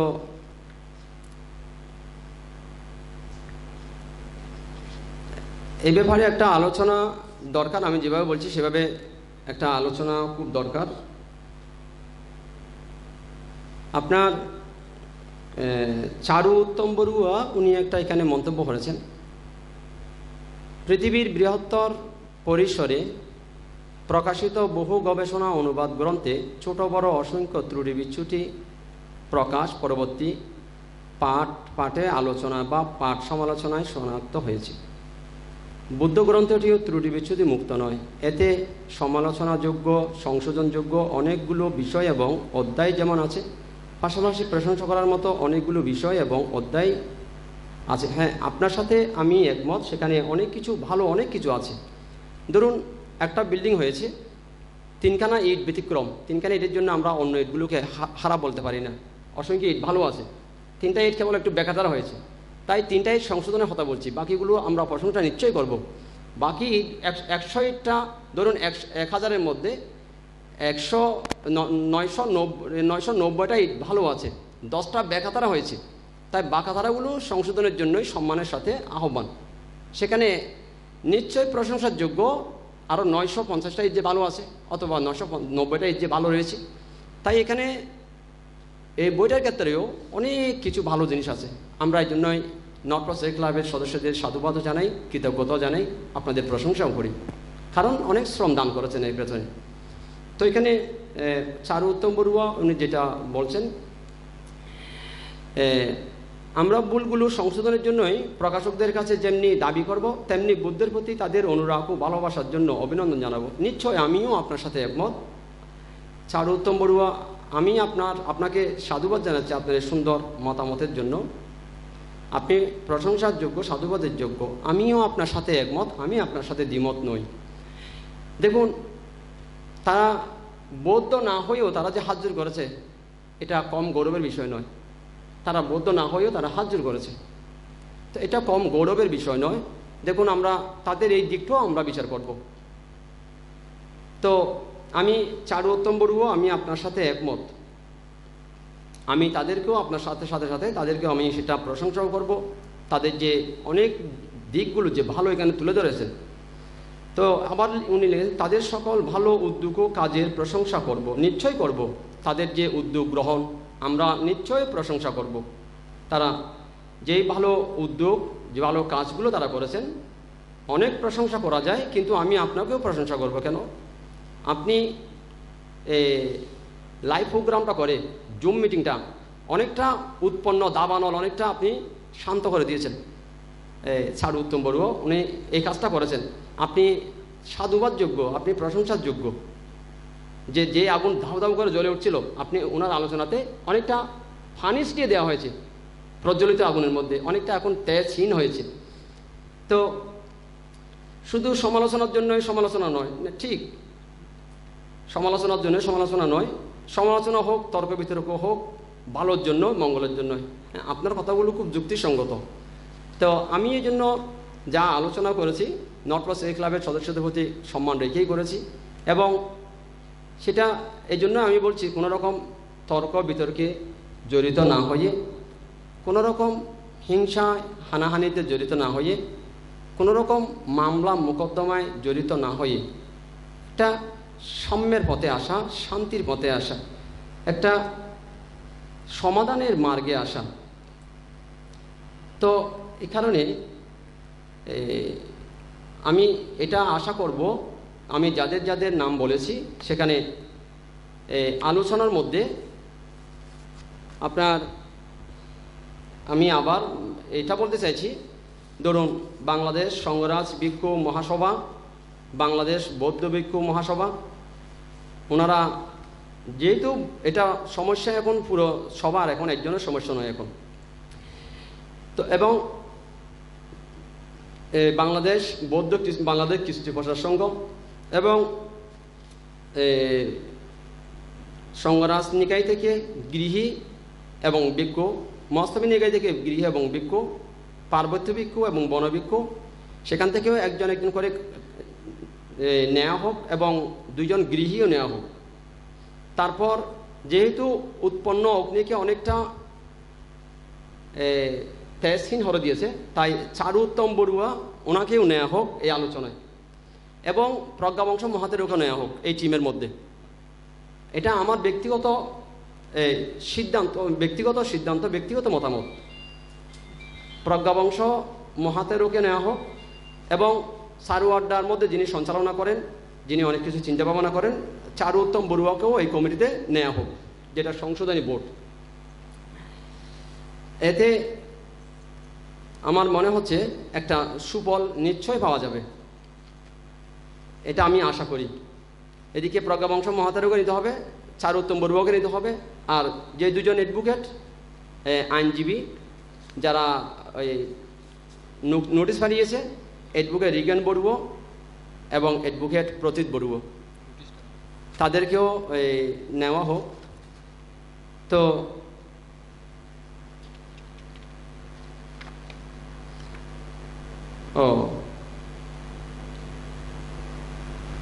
এই কারণে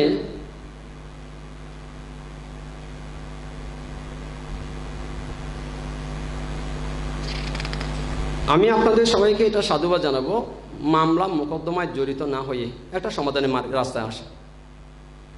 তো দেখুন, সেদিন আমি চারু উত্তম বড়ুয়া যে অনুষ্ঠানটা সঞ্চালনা করেছিল, আমাকে উপাসক এটা মনিরাজ ফাউন্ডেশনের প্রেসিডেন্ট ফিরঞ্জন বড়ুয়া আমাকে বলছিল, আপনি একটু দেখলে ভালো হয়তো। আমি দেখেছিলাম সেখানে নর্থ সেল ক্লাবের ভাইস প্রেসিডেন্ট রিক্তা মার্টিনেস, উনি প্রথমে বৌদ্ধদেরকে অনেকটা মৌলবাদের সাথে তুলনা করে ফেলেছিলেন।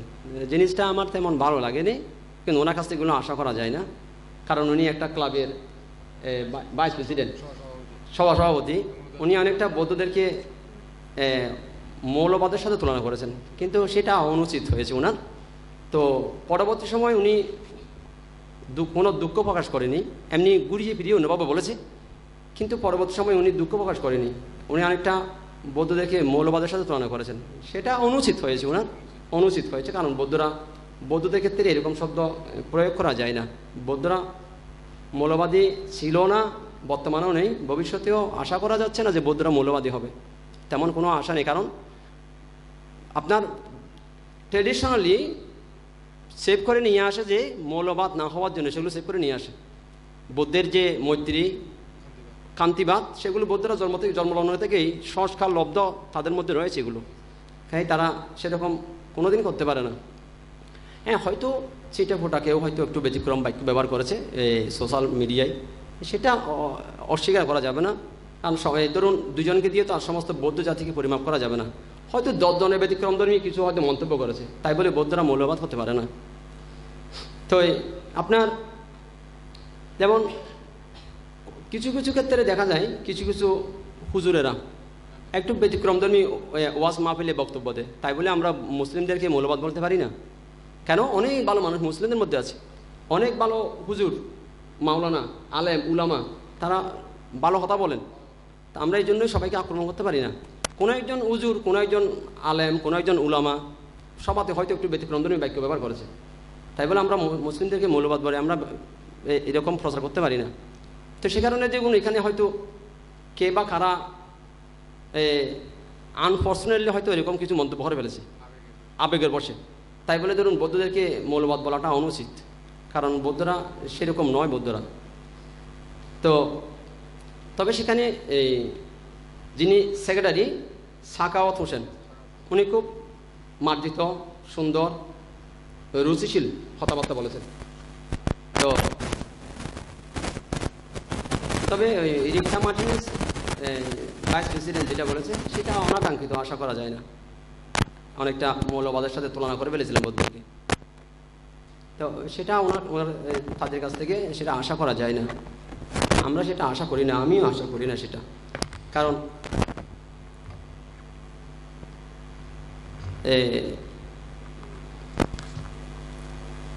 এই কারণে ধরুন আমি এটা বলছি, এখানে দিন না। তো বিচ্ছিন্নভাবে আলোচনা না করে এইভাবে সাংগঠনিকভাবে যাওয়া দরকার, না হলে এই সমস্যা সমাধানের পরিবর্তে হয়তো আরও জটিল আকার ধারণ করতে পারে। তাই আমি আহ্বান করব সবাইকে, কারো প্রতি হিংসা, বিদ্বেষ, হানাহানিতে না গিয়ে, বুদ্ধের খান্তিগুণ ত্যাগ না করে, বুদ্ধের মৈত্রীগুণ ত্যাগ না করে, আমাদের উচিত খান্তি এবং মৈত্রীকে অলঙ্কার রূপে গ্রহণ করে, আদর্শ রূপে গ্রহণ করে এই আলোচনায় অগ্রসর হওয়া। তো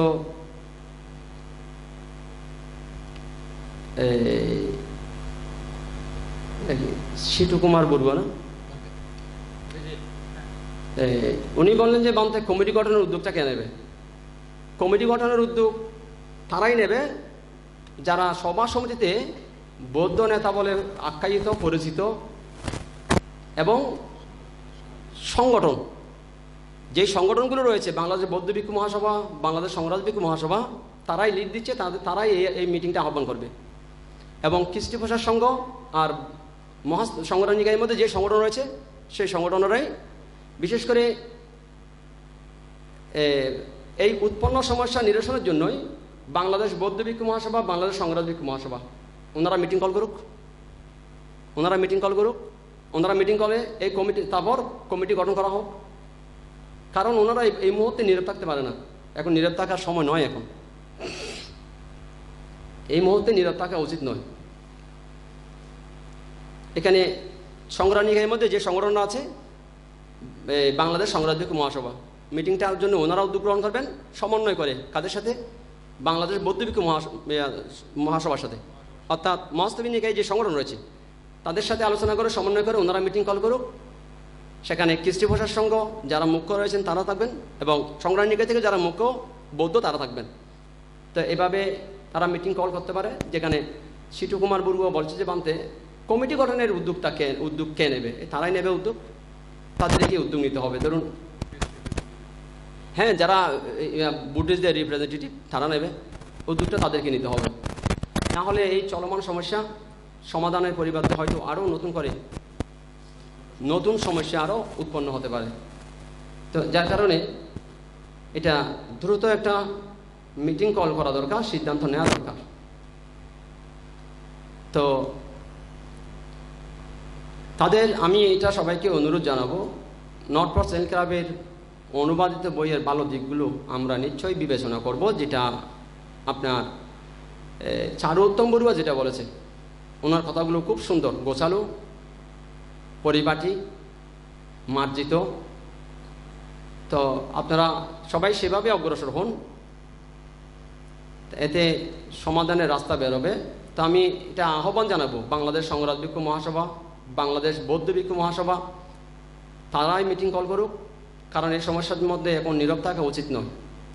এবং কৃষ্টি ভাষার সংঘ, বাংলাদেশ কৃষ্টি ভাষার সংঘ আর সংগ্রামী নিকায়ের মধ্যে যে সংগঠন আছে তারা উভয়ে মিলে মিটিং কল করুক, দ্রুত মিটিং কল করা উচিত। কারণ এই সমস্যা এখন একজনের মধ্যে নেই, এটা এখন ছড়িয়ে গেছে পুরো দেশের মধ্যে। তাই নর্থ ফর সেল ক্লাবের সাথে এই বুদ্ধ নামক বইটা নিয়ে যাতে কোনো বিবাদ না হয়, কোনো মামলা মোকদ্দমা না হয়, শান্তি প্রক্রিয়ার মাধ্যমে অগ্রসর হওয়া উচিত এবং সেটা বিলম্ব করা উচিত নয়, বিলম্ব না করা উচিত। এখন উকিল নোটিশ পাঠিয়ে দিয়েছে।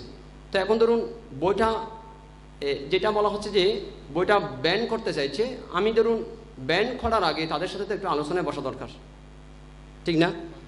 বইটা ব্যান ঘোষণা না করে আগে তাদের সাথে একটু আলোচনা করা দরকার। তারা যদি মানতে না চায় তখন অন্য চিন্তা পাবো না।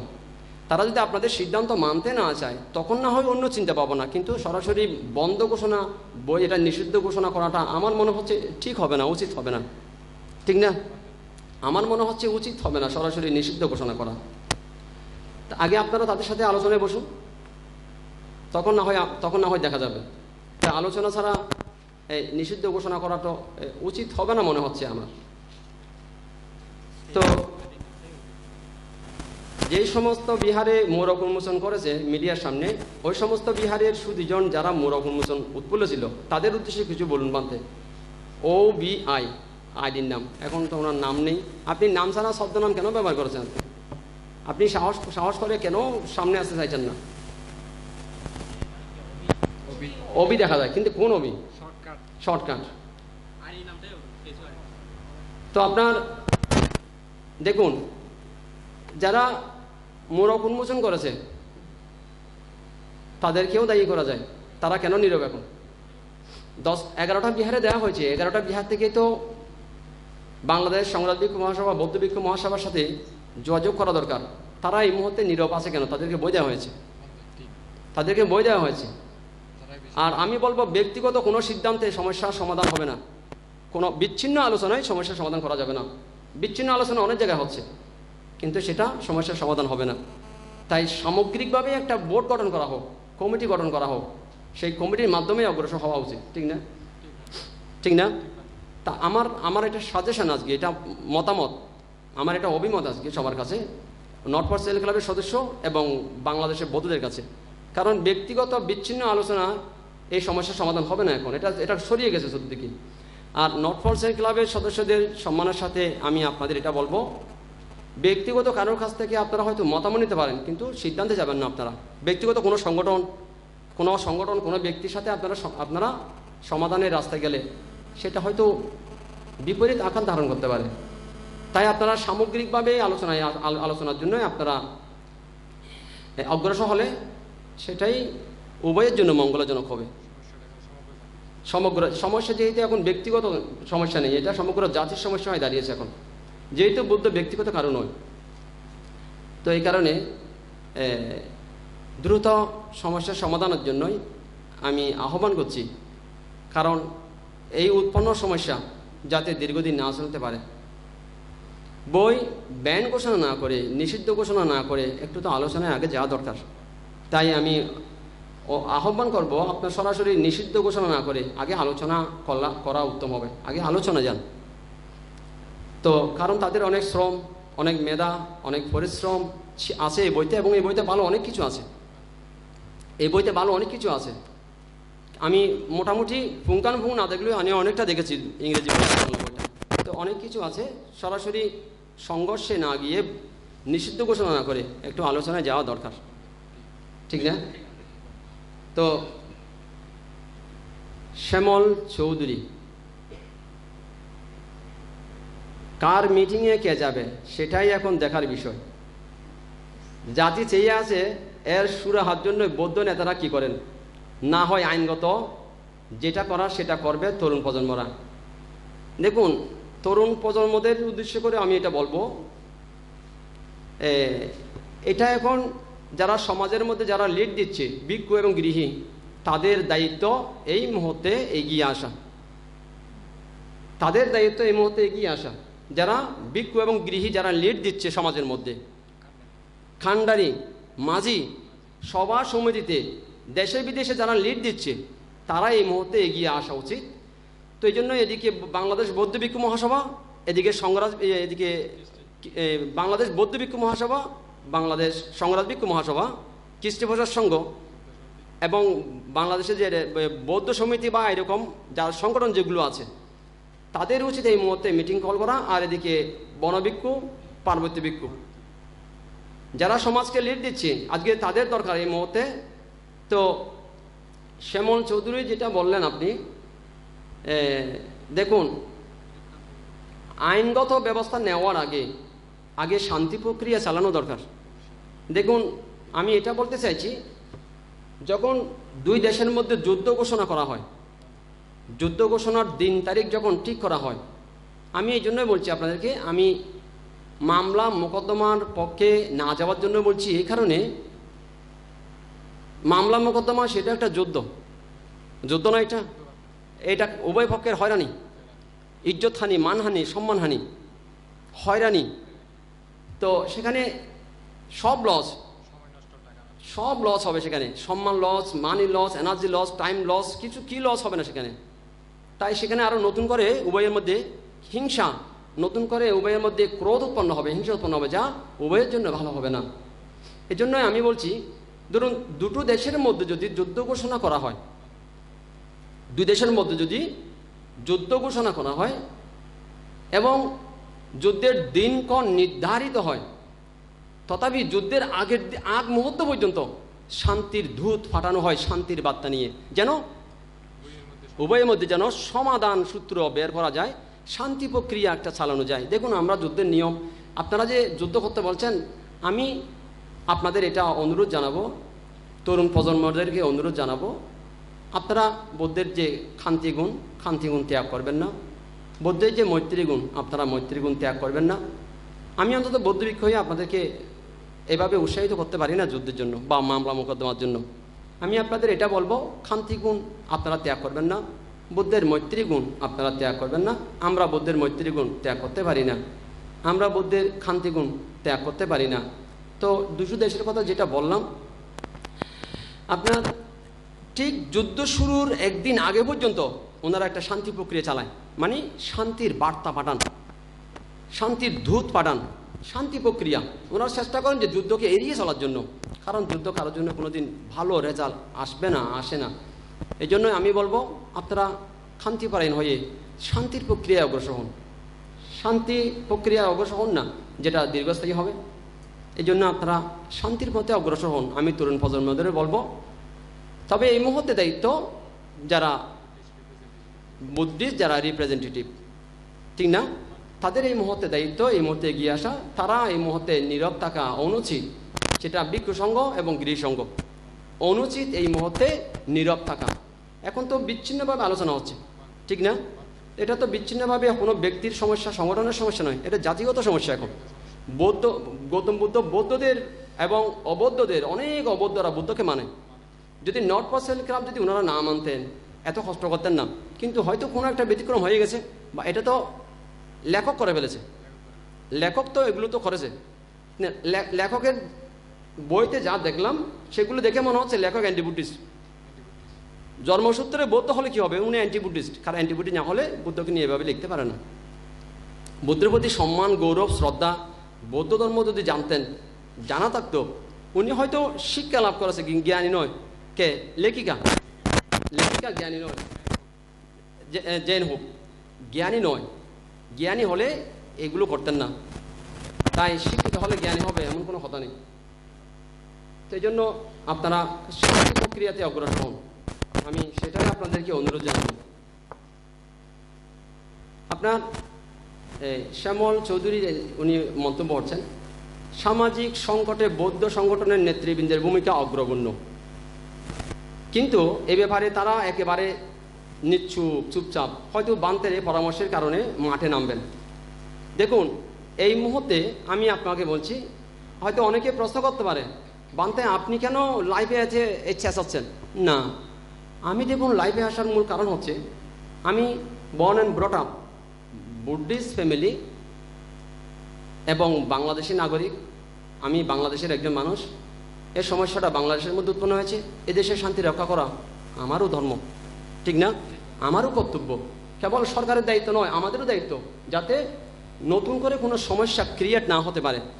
তাই প্রত্যেকটা নাগরিকের দায়িত্ব যে দেশের শান্তি শৃঙ্খলা রক্ষা করা এবং মনোযোগী হওয়া, ঠিক না? তো এই কারণে আর আমি বিশেষ করে ধরুন বৌদ্ধ ভিক্ষু হিসেবে এই যে বৌদ্ধকে নিয়ে যে সমস্যা, সেটা যদি আপনারা যদি শান্তি প্রক্রিয়ার পথে অগ্রসর না হন, না আসেন, তাহলে এই মুহূর্তে তো হয়তো নতুন করে আবার কোনো সমস্যার জন্ম হতেই পারে। তাই আমি বলছি এই কারণে, ধরুন সাগরের যে তট, সাগরের তট সর্বদা তটস্থ থাকে না? দুনিয়া ছিন্ন ভিন্ন হচ্ছে, সাগরের তট তটস্থ, কিন্তু শুদ্ধ পুরুষ, মহাপুরুষ, আর্য পুরুষ, সৎপুরুষ, শীলবান এরকম কোনো ব্যক্তি যদি থাকে, তাহলে দেশের সংকট, জাতির সংকট, ধর্মের সংকট যখন উৎপন্ন হয়, তখন তাদের সাগরের তটের মতো তটস্থ থাকা অনুচিত। তখন তাদের কিছু করণীয় কর্তব্য হয়ে পড়ে, ঠিক না? তখন তাদের নীরব থাকা উচিত নয়। আর তারা যদি নীরব থাকে, তারা সৎপুরুষ নয়, তারা শীলবান নয়, তারা জাতির কল্যাণকামী নয়, তারা অরহৎ নয়, তারা মুক্ত পুরুষ নয়, তারা শুদ্ধ পুরুষ নয়, তারা সমস্ত অবস্থায় তারা তটস্থ থাকতে পারে না। কখনো কখনো জাতির সংকট, ধর্মের সংকট, দেশের সংকট হলে তাদেরকে কথা বলা উচিত, মুখ খোলা উচিত, তখন কিছু বলা প্রয়োজন হয়ে পড়ে না। তো এই কারণে আমি সবাইকে এটা বলবো যে এই মুহূর্তে চুপচাপ না থেকে সংগঠনগুলো এগিয়ে আসা। তো শ্যামল চৌধুরী উনি বেশ মন্তব্য হচ্ছেন। উনি বললেন, সোশ্যাল মিডিয়ায় বিগত সময়ে তেমন নেতৃস্থানীয় ব্যক্তিদের কোনো বাক্যালাপ করতে দেখা যায়নি। একেবারে সাধারণ মানুষ ও তরুণ প্রজন্ম খুব প্রকাশ করছেন। আপনার কথা 100% সত্য। এই শ্যামল চৌধুরীর কথা 100% সত্য। কারণ বৌদ্ধ ধর্ম, আমি অন্যদের কথা বলবো না, আমি মুসলিমদের প্রতি, হিন্দুদের প্রতি, খ্রিস্টানদের প্রতি সম্মান প্রদর্শন করছি, কিন্তু আমি বৌদ্ধদের কথা বলছি। বৌদ্ধ ধর্ম আজকে যে জায়গায় আছে, এটা হাই সোসাইটির একেবারে ভূমিকা নাই বললে চলে। হাই এডুকেটেড মানে এলিট শ্রেণী, তাদের কোনো ভূমিকা নেই বললে চলে।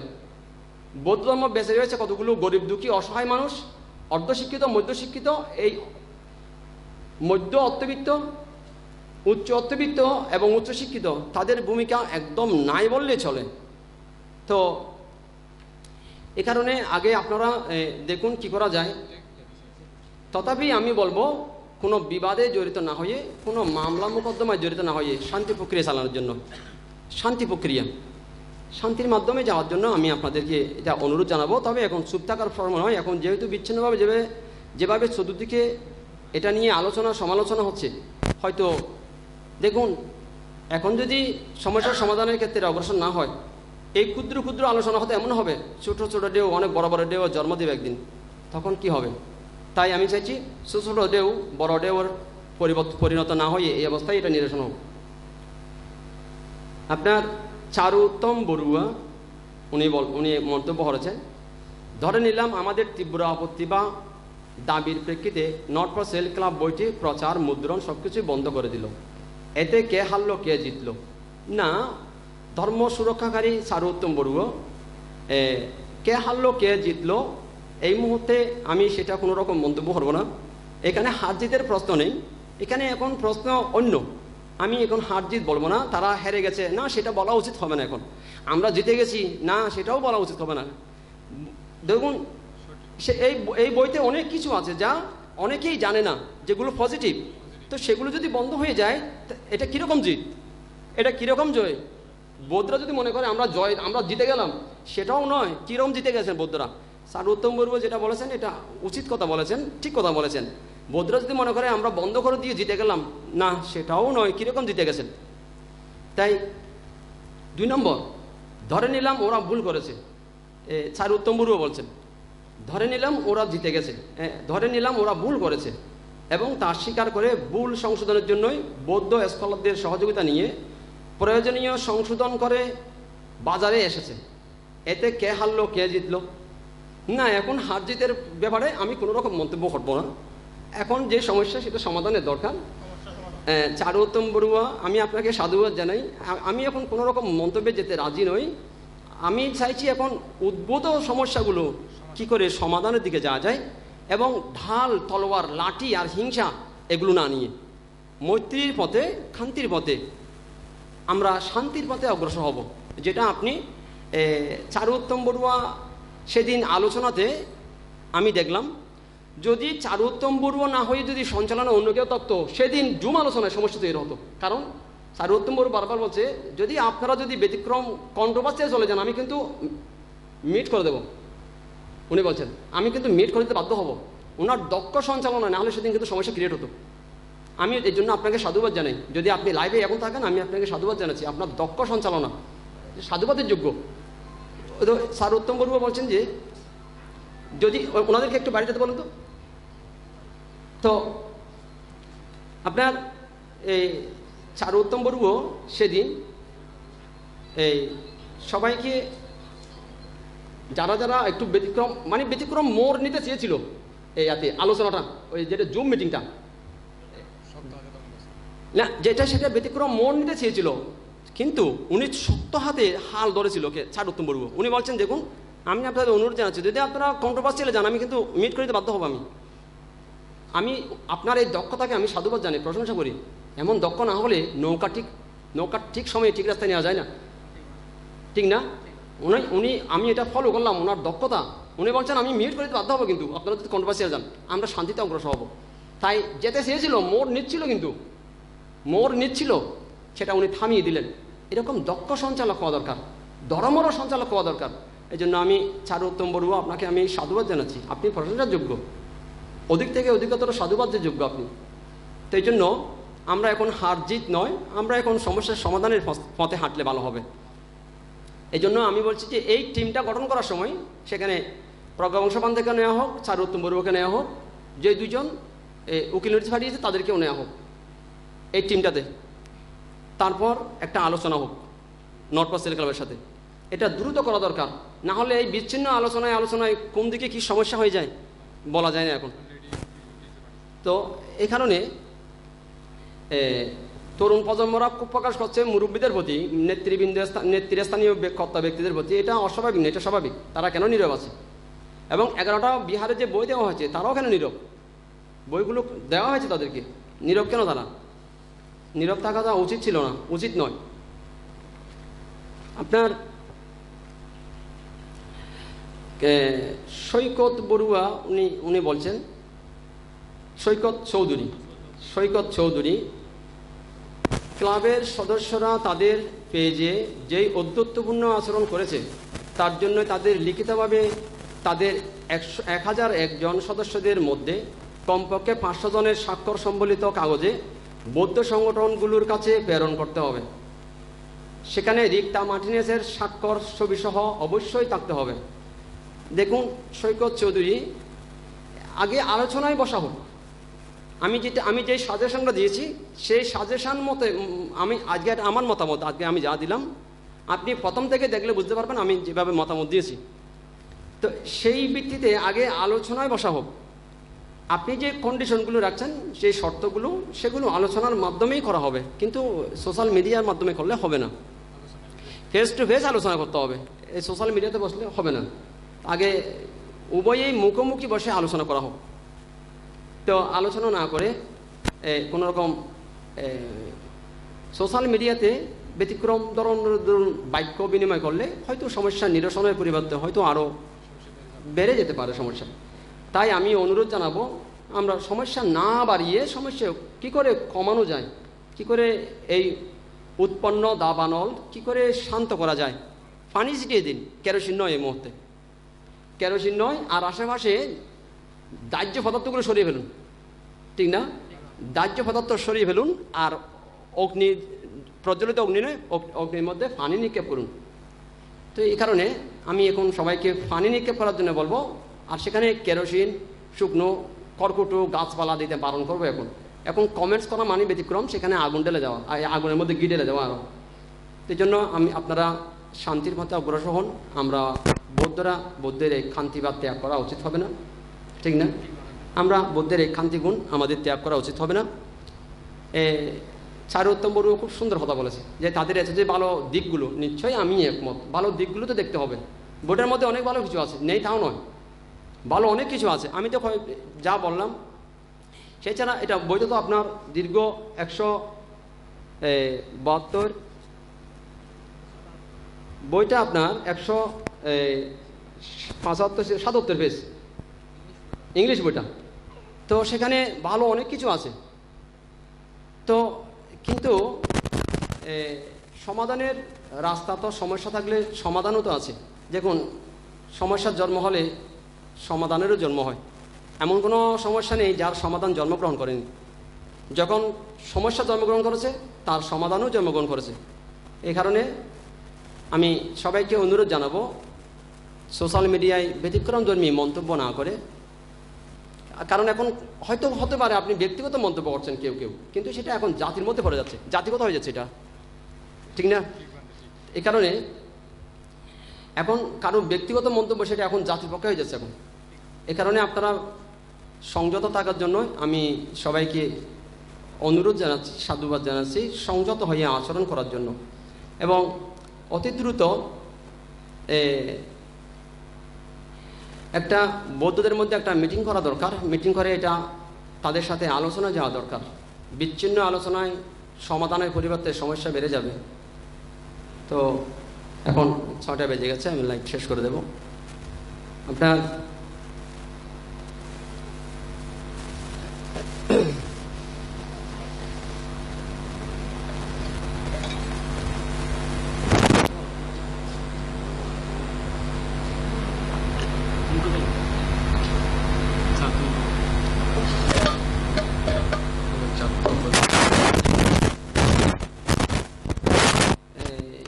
শ্যামল চৌধুরী উনি আরেকটা মন্তব্য বলেন, সব কিছুই সুষ্ঠু সমাধান হবে যদি নর্থ পার্সেল ক্লাব এর উস্কানিমূলক পোস্টগুলোর জন্য এবং তারা আচরণের জন্য ক্ষমা চাইবে।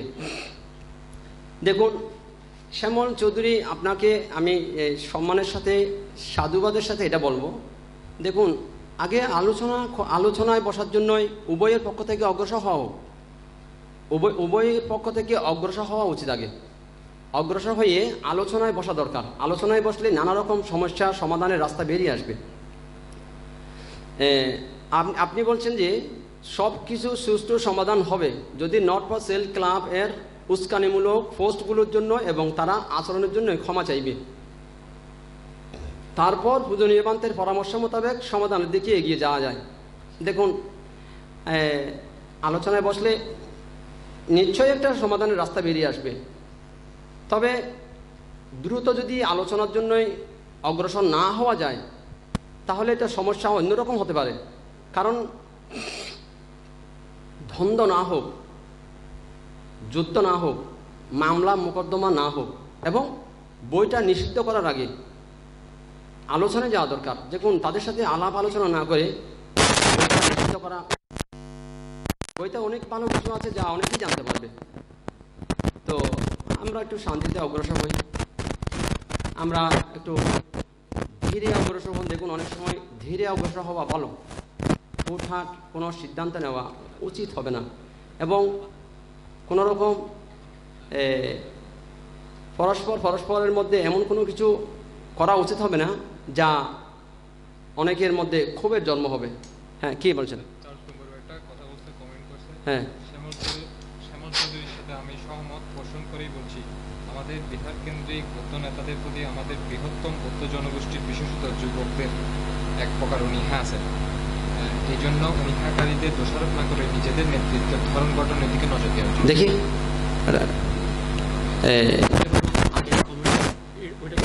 বলছেন স্যার উত্তম বড়ুয়া বলছেন না?